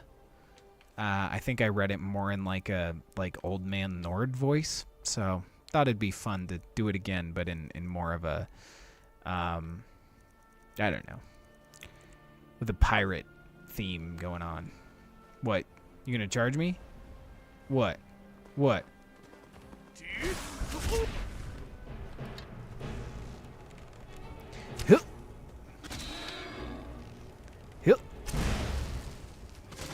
Oriel forgives you. Can I search it? Well, nope. Can't search it in slow time, but nice. Why do they have gold? I don't understand that. They probably ate a person. Okay, the other one should be more south. So let's look at the item again. Okay, right on the corner of that bit that kind of like pokes out. So like right here-ish. So let's go to Bloodskull Barrow. Yeah, Drew, you are right though. It's he would have been a tough boss, that's for sure. Oh, come on. Well, I'll still pick these guys off, but They're not the focus right now. Boop.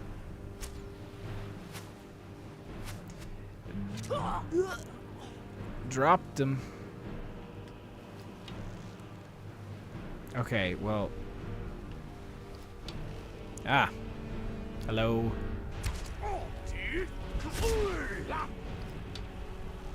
Uh-huh. I'll let him swing.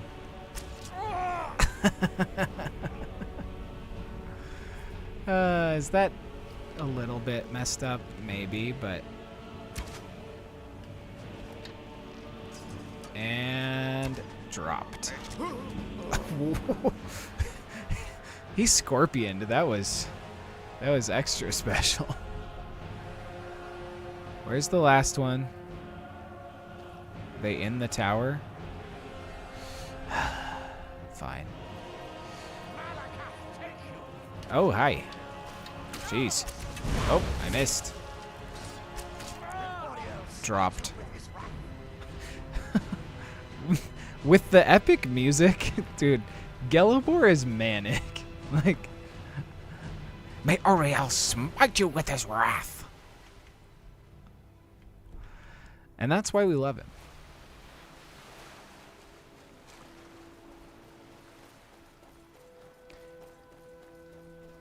Oh, jeez. Hello. More of you, I suppose? Ah. This one's a... Nope, it's a Reaver Lord. I thought it was going to be another pirate. Back up. Hey. There we go. And, okay, Gelibor, your spells are extra spicy to me. Thank you. Alright. Gotcha. Goodbye. I've got a thing to open. Ah, I thought we were going to get it. I'm going to put it right there. Nope. There. Cool. Deathbrand armor. Increases your stamina by 15 for each Deathbrand item you wear. And see, this is why this set is so powerful.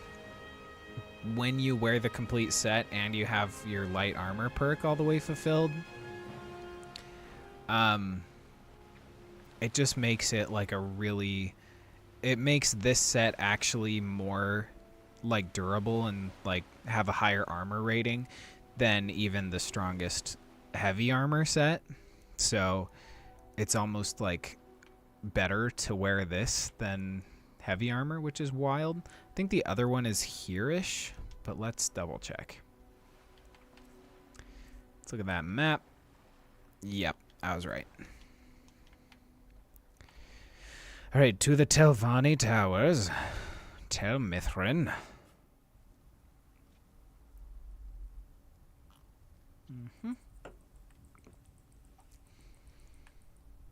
Okay.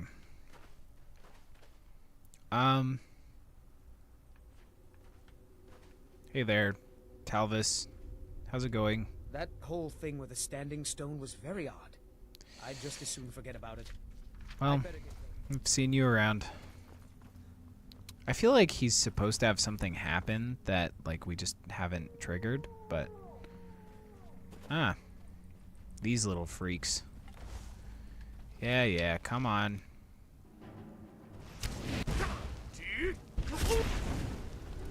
They're very fast, which I don't like. And they're also very strong, which I also don't like. One down. We're gonna get this one right. Nope, he's a stronger one. Oh, ow. Just falls back and turns into ash. Okay, quit running away. Oh, ow. I walked right into that. And that. Dude, that's like me trying to play Elden Ring. I was rolling right into it where I shouldn't be. Skyrim is easy mode in comparison. I absolve you of your sins. Sorry, I have to mimic it every time. treasure hunters. How'd the treasure hunting go for y'all? You just realized Bomb Rush Cyberpunk comes out in 2 days. Ooh, you know, yeah. Love Jet Set Radio Future. Spiritual sequel. Yeah. Come on. Is this one an expert? Yeah. That's okay. We have a million lockpicks and they weigh nothing. It's fine. It's fine. Which also really makes the skeleton key obsolete if you think about it. Deathbrand boots. Thank you. Gildenhull Barrow key. Explore Gildenhull Barrow. We shall. Let's also look at those boots. See what we got for us. Carrying capacity by 10 for each Deathbrand item you wear. Okay, while dual wielding, your one-hand attacks do 10% more damage for each Deathbrand item you wear. So, again, it's a set meant for a dual wielding build that is just the most overpowered pirate thing ever. And it's so cool. And it would be so freaky to, you know, encounter that pirate. Deathbrand. By following an ancient treasure map, I found the armor of Haknir Deathbrand, the legendary pirate king. In addition to his armor, one chest also contained the key to Gildenhull Barrow. Could it be connected to Haknir's treasure? Dare I say, Haknir himself will be in this barrow, but the book kind of makes that obvious. So...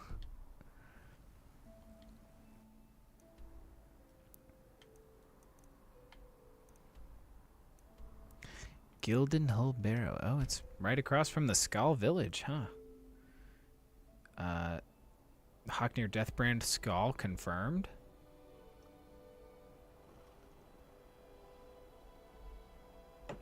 Daiquiri down.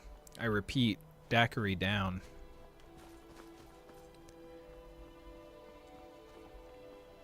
Oh, I wish I could jump into the sea from there, but nope. Boop. Boop. All right. Let's get in there. Oh, I forgot we can water breathe with this helmet. And we probably also have a necklace on that makes it so we can water breathe. But still. Gildenhull Barrow discovered. What? Do you want to start something with me? You don't want the smoke, buddy.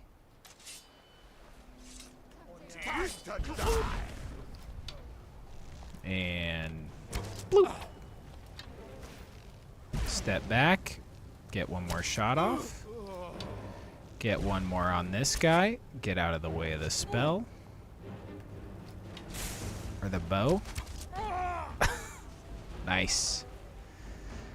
Archery and slow time. Fun combo. Even older than I am. I wonder if the Draugr are as gullible as they were when I was a girl. It's what? Okay, that's where like some of the timeline stuff in this doesn't make sense. Like I feel like she was alive. I mean, she was alive like pre-Empire stuff, and so were these guys, like like First Empire. So I don't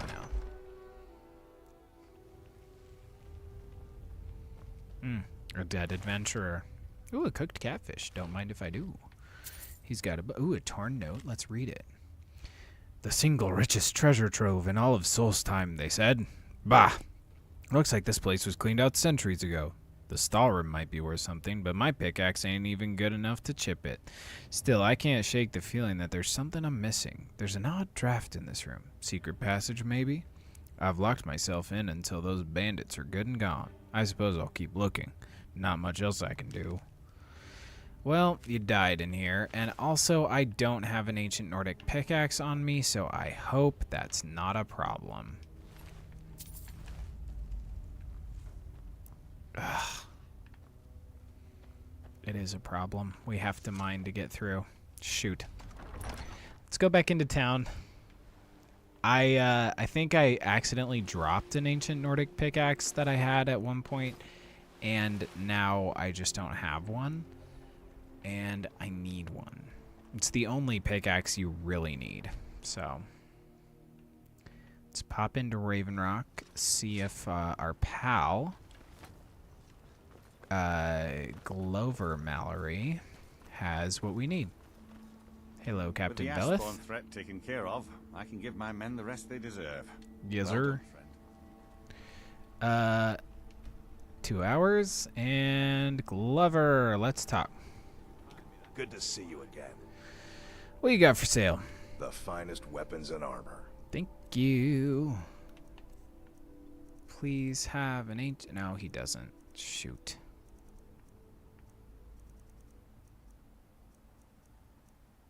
He's got a regular pickaxe. I need an ancient Nordic pickaxe. Also, the Nordic weapons look so cool.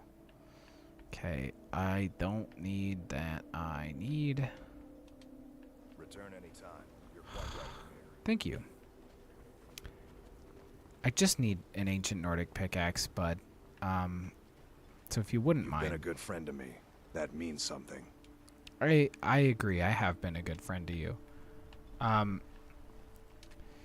gonna peek in here and see if we can Hello, make... friend. Hello. If we can make one. I don't think we You can. got a good thing going here now that you've reopened the mines. Yep. Don't let it go to waste. Yep. Thank you.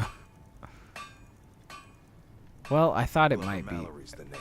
Yeah. If you're looking for a smith, you found one of the best. Yep.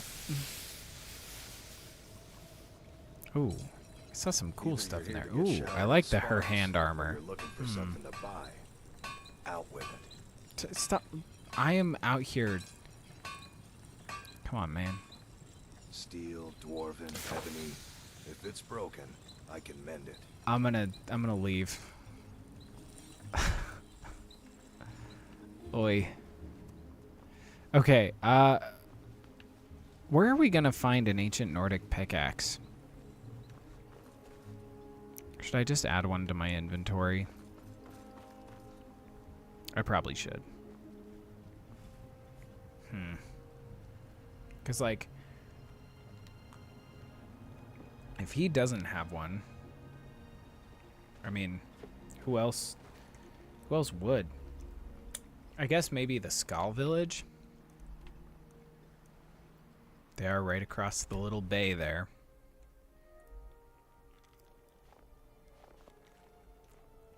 Or that's not a bay, that would be a strait. I can feel it. The tree stone is free again. Yes. The oneness of the land is restored. Mm-hmm. Does that mean... Is it over? Is Mirak defeated? It's over, Mirak is dead. Storm didn't die for nothing. Mirak will never threaten Solstheim again. I killed Mirak, but Hermaeus Mora is still out there. We're gonna go with the middle one. Storm didn't die for nothing. Mirak will never threaten Solstheim again. Thank you. Whatever your other reasons for acting, you have done the Skull a great service. We will not forget what you have done. How do you know I was acting in my One own more thing, self-interest? Skull friend, if you will. Okay. I know it is not my place, but may I offer a word of advice, of warning? Mm-hmm. Sure, what is it? Or, I don't need your advice. Sure, what is it? As shaman of the Skull, I am charged with the spiritual well-being of my people. While you are not of the Skull, you are Skull friend, and so I give you this warning. Okay. Hermamora forced you to serve him in order to defeat Mirak. Do not let him lure you further down that path. Okay. The All-Maker made you Dragonborn for a higher purpose. Do not forget that. Okay. Walk with the All-Maker, Skull friend. My Okay. father was a noble man, and a true Skull. That's the truth. That was nice, kind of sad. Stereo, we'll see you later. You can feel free to watch what we do to Haknir later. Ooh. I don't think I've ever actually looked at the, like, Horker being, like, hung up by them. That's crazy. I don't even think they do it with like deer and elk and stuff on like the mainland. Which is just such a missed opportunity to like show a realistic like depiction of like hunting. I think it would have been cool at like the hunting shacks if they had like a deer or something like that. It's kind of morbid, but also like kind of neat. All right, you. I am called Wolf Wildblood. Yeah. I am first hunter of the Skull. Well, you're not what I need. I need this person, Morrowind. May the Allmaker protect us from whatever dark power took control of us. You don't have... Okay, is there... I guess it would be Baldur Ironshaper who would be the person. Do we have to find Baldur Ironshaper?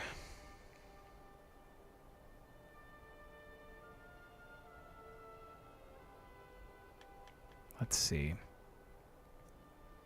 Nope. Come on. Okay.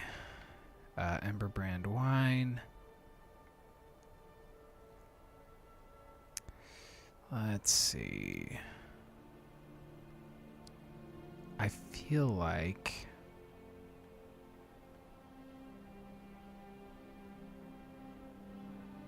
one of these was about it. Visit the hunters at Frostmoon Crag. Ore sample, Adonato. No, okay. Baldur. The Smith and the Skull. Okay. Dang it. Okay, we're gonna do this one first. Let's see.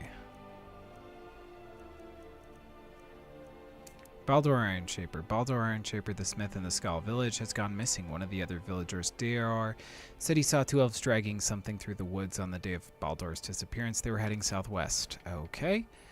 Let's just find him immediately. Oh, wait. What? Oh, no. Okay. It was right here. It was at the abandoned lodge. Okay. Well, but I don't have a key. How am I going to get in? I think we've been here before. I mean, I'd love to get in, but none of these guys have a key.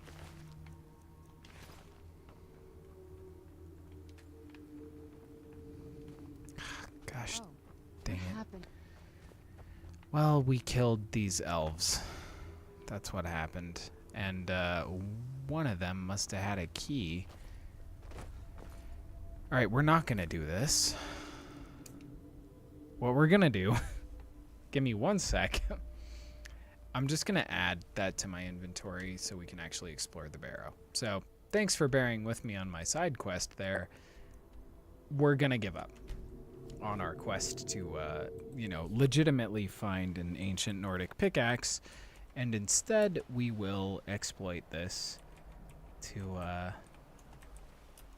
add it to our inventory because it is nice that they have, it is nice how easy this the console is. And I don't remember what my load order is here, so let's look at this. Player.add item, which is being blocked by my Quench Quest logo there, so sorry about that. But add item. If we're thinking about load order. I think this was the last one, so I think it's 04 039 8 E6 1. Enter. Look at that. All done. Also give me one sec to pull up the task manager so I can get my mouse out now. And then bring the old game back up. Okay, we're good. Thank you. Sorry about the delay there. All right. Now we're in, and we have the pickaxe that we need. Ay, you guys. it was gonna be insane to try to go and find that stuff. So we're just gonna mine these Stalrim deposits with our console command added ancient Nordic pickaxe. And Stalrim added. And a flawless amethyst. Wow.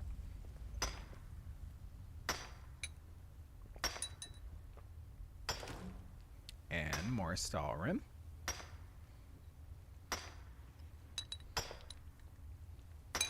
I feel like Stalrim is like minty, you know? Oh, Maybe that's just me, but it looks like peppermint. Like, it's like what it feels, or what it feels like to chew 5 gum. Am I wrong? I don't know.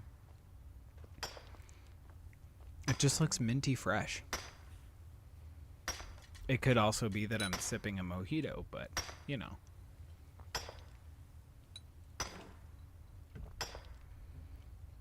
I got the mint vibe.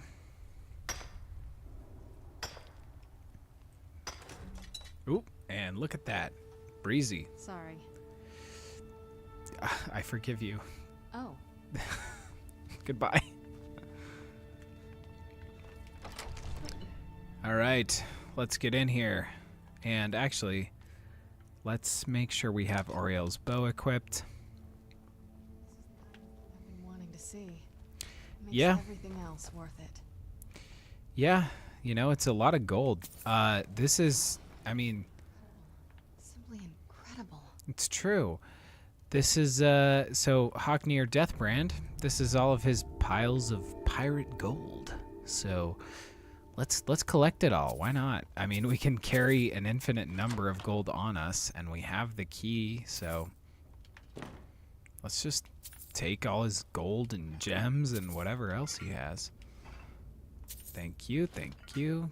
Jewelry. Got some soul gems. I'll take them. I'm not above that. Ugh, I did not want that pot. It's gonna... Watch. That pot is gonna be what weighs me down. I don't want the orcish plate helmet. No thank you. Or the leather scout armor. No thank you. I think we wore that in like the first episode. I want to say like at one point. Thank you. Gold. Gold.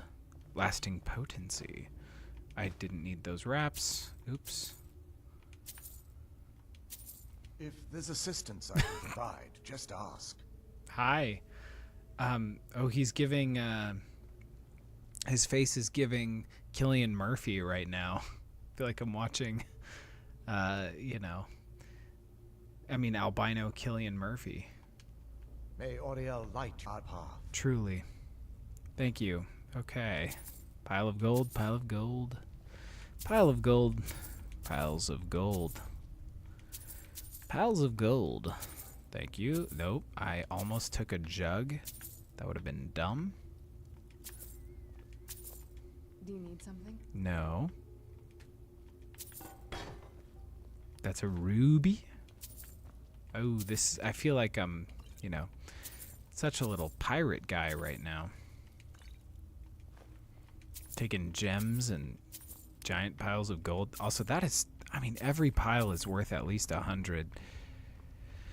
I know I'm really bad about, like, always taking, like, 2 pieces of gold, even though I have, like, 100,000 gold on me at, like, any given moment. But, like, this is worth the time to, like, collect every pile. Because that's, you know, that's a lot of gold.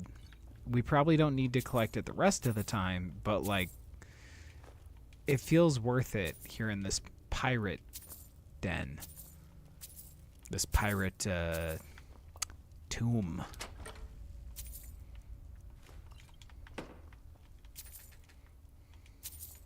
I don't know why they bother to put like master locks on things that if you just have the key to the room, you don't have to pick the lock. It's kind of wild.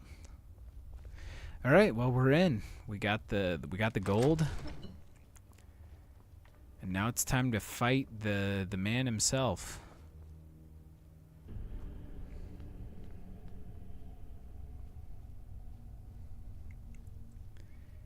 Haknir, I challenge you to a battle so I can take your swords. Unless we don't have to fight him. No, we're gonna have to fight his ghost. Let's take Blood Scythe. Alright. Something happened. We found his body. He had, you know, just a bunch of gold on him, but that's pretty on brand. Oh, yep, knew it. There's his ghost. Okay, do we shoot him? I feel like we use Blood Scythe. We don't have Soul Render, I don't think. Nope. But we'll use Wind Shear. Why not? Hello. No one hides from the dead. I'm gonna have to potion up. Oh. Serana resurrected his body to fight him. Nice.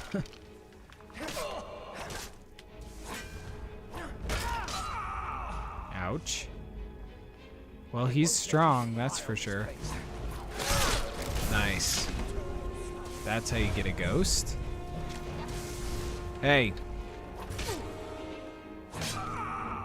That'll teach you. That's right, Serana.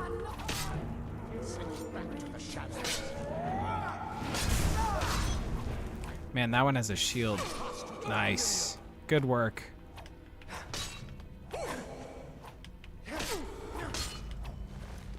Stabbing a ghost in the back with his boss's sword.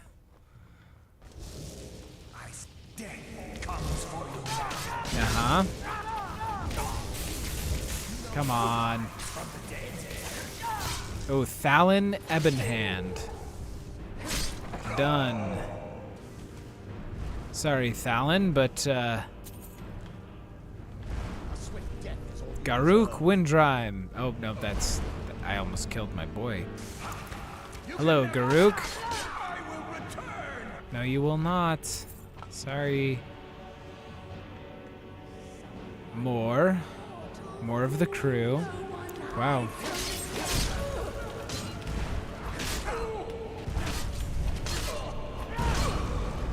Nice.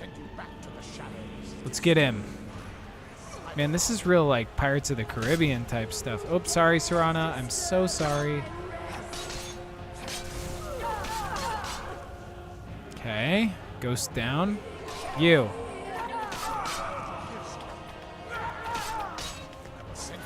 That's the rub about having like 2 followers at a time. You might just accidentally hit one with a dual-wielding power attack.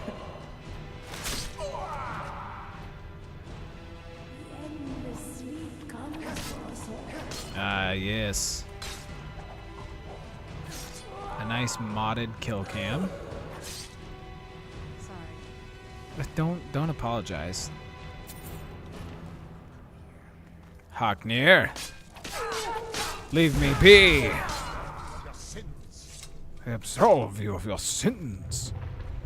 And he had a black soul gem that was full, 3 ectoplasm, a ring of recuperation, and Soul Render when wielded with Blood Scythe, absorbs 15 magicka and has a chance to dispel magical defenses.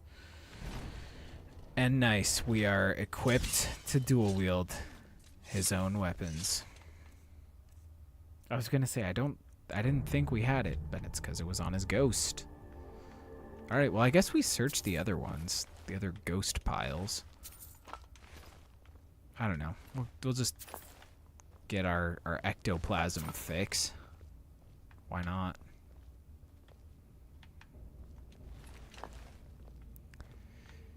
Alright, all these tiny little piles.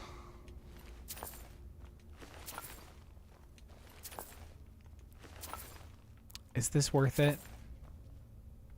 Probably not. this is probably a big waste of our time, but it's still fun. So, ooh, a chest. Don't mind if I do. A Flodvarla stone. Okay. Skilled helmet. No. Don't need any of that. But we got the Pirate King's swords and armor. His scimitars, if you will. Okay, let's see. Do we have to go back out the way we came, or is there like a shortcut exit? Probably not, right?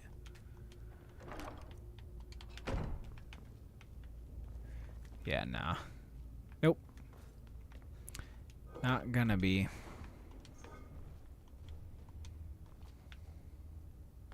Nope. Okay, well, we did it. We got Haknir Deathbrand's armor and swords. And we are now the Deathbrand. But we don't have a crazy, you know, like scar on our face or the Deathbrand itself. So, but that was awesome, you know. We really fulfilled the pirate vibe, I think. Still don't know how to get to Baldur Ironshaper, but oh well. We might deal with that a different day. What we need to do, and maybe what I'll do off stream, is get some elven arrows so we can confront Harkon with Auriel's bow at the beginning of the next stream. Because I think that would be good, right? I think that'd be a smart choice. Or we might have, I don't know. It might be nice to have both Gelibor and Auriel with us all the time, because it is fun. We are on Horker Island. Oh, I didn't realize. Hi. Well, you know who's on Horker Island. We might as well end it here, but... Hello, Reeklings. Thanks for coming out of the woodworks to help us. Because we are about to find Lord Tusk, the biggest Horker in the game. Who I kind of want to shout at. Come here, Lord Tusk. Oh, nope. Our Reeklings are going to kill him. Nice work, boys. And Lord Tusk has been eating people because he's crazy. And, oh, Satan. So I assume this guy was, you know, important to somebody because he's a named NPC. So I'm sure there's some quest that's like, investigate Horker Island. But, Skirmisher's Filter, Amulet of Talos. Cool. Well, this is neat. But we found Horker Island. We killed Lord Tusk, or rather our Reekling tribe did, which honestly, probably a better choice to side with the Reeklings in that quest, the Thirskmead Hall one. Because I don't think the Nords just like come out of nowhere to help you in your time of need all the time. And we've been helped out twice in the past like hour by the Reeklings. So it's kind of cool. But yeah. All right, well, that's the armor of Haknir Deathbrand and his two swords, Soul Render and Blood Scythe. Which, it's kind of funny, but the one in his right hand, you can see it's like between the two horns. I don't know that that's intentional, but it does look, you know, like he knows exactly what he's doing holding it there, like, or like the armor is built so that, you know, you can keep the sword there. I don't know. It's probably not that intentional, but It is a cool combo.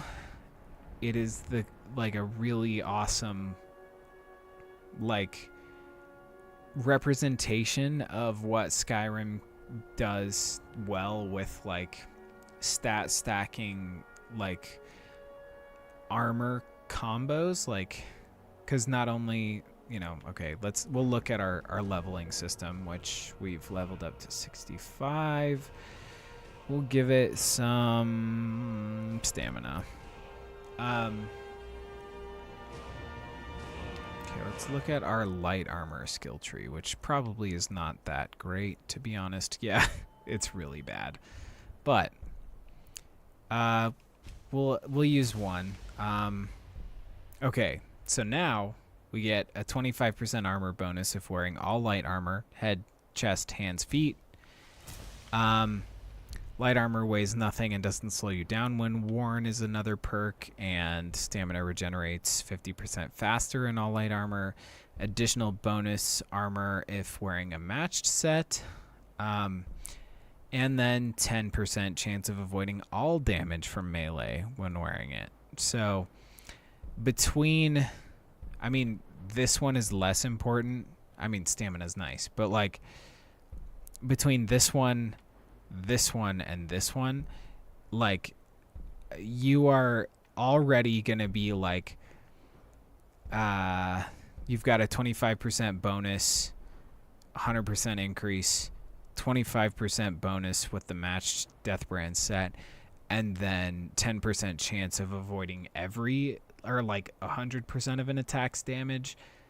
So then if you also smith it all the way up with like a blacksmith elixir and, you know, a suit, wearing a set of armor for like smithing purposes, you've already like maxed out the capacity that like the armor could possibly have, and it's a light armor set, so you know you get like all these crazy boosts that make the technical numbers of the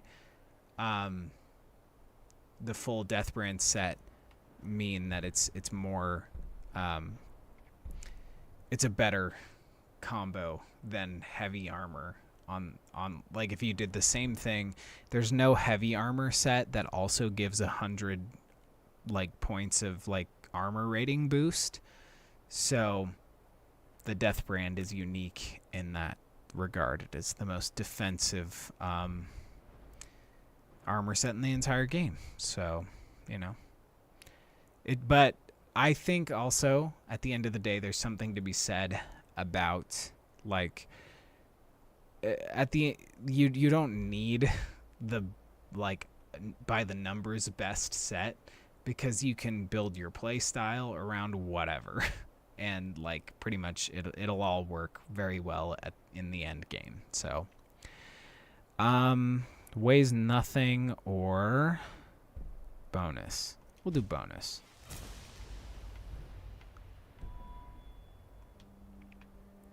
And I'll smith this up off stream sometime.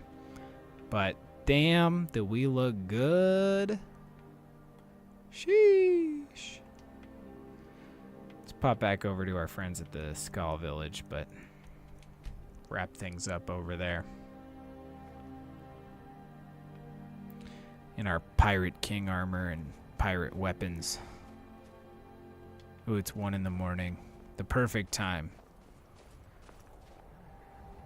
Okay, well, that's I think that's probably going to do it for me today.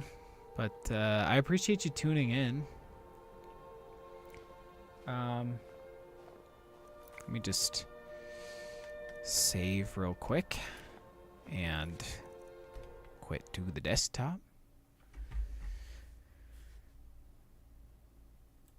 But yeah, thanks for tuning in today. Thanks for, you know, celebrating National Rum Day with me, yeah, even though it was kind of a short notice stream change and change to what we were doing and how we were doing things, and that made it a little later than it normally is. But so sorry for the shorter stream, but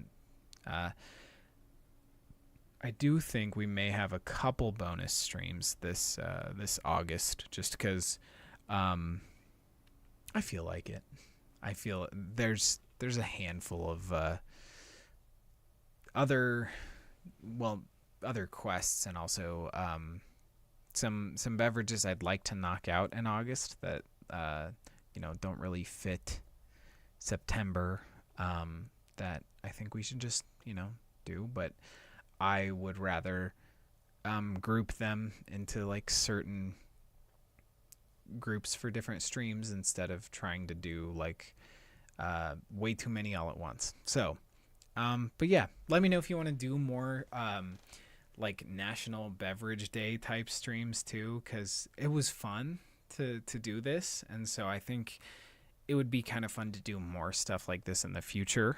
But yeah, also, we just to remind everybody, we did post on the main channel the I Brewed Haunting Brew Mead video.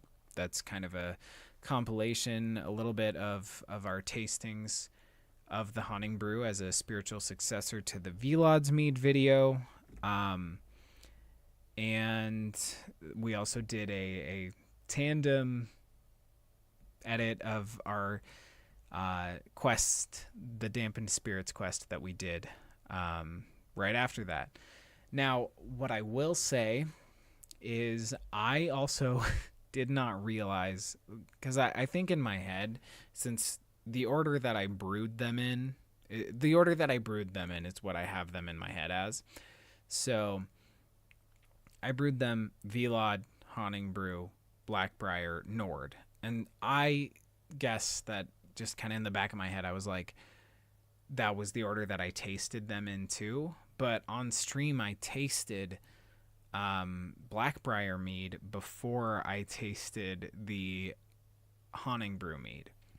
So technically, when I complete the Blackbriar Mead video and the related quest that we did, the quest video that I upload on this channel will technically be a like prequel to the Dampened Spirits quest video that we did recently. So it's it's a little odd, but yeah, as far as gameplay goes, it will be a prequel, but I think it's fine to taste it after the Haunting Brew. Yeah, so I hope people like it. I hope people liked both the Haunting Brew Mead video and also the Dampened Spirits quest video on this channel. I think that they were fun. It was fun to edit, and honestly, I would like to edit more gameplay stuff. I guess throughout, like, I'd love to shorten up this Deathbrand stuff into a video, but yeah, just kind of a time issue and stuff. But yeah, I hope you enjoyed, and I'll see you next week for maybe even Sunday. I don't know. I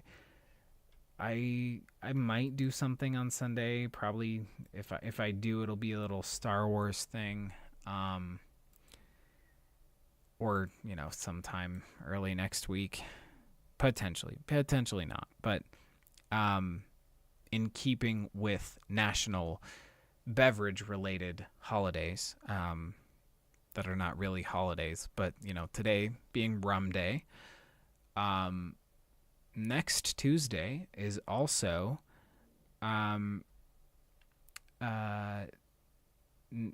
technically National Eat a Peach Day, I think. So I'll just double confirm that. But I do have a couple peach things that I'd like to taste. So we might not do it on the actual day, but yeah, August 22nd. So next Tuesday, National Peach Day. So maybe on Sunday or Monday or even Tuesday, we'll see. Will be a little peach thing if we can. So, yeah. That's it. Thanks for tuning in. We'll see you next week sometime. And until then, everybody, thank you for tuning in to the Rum and Pirate stream.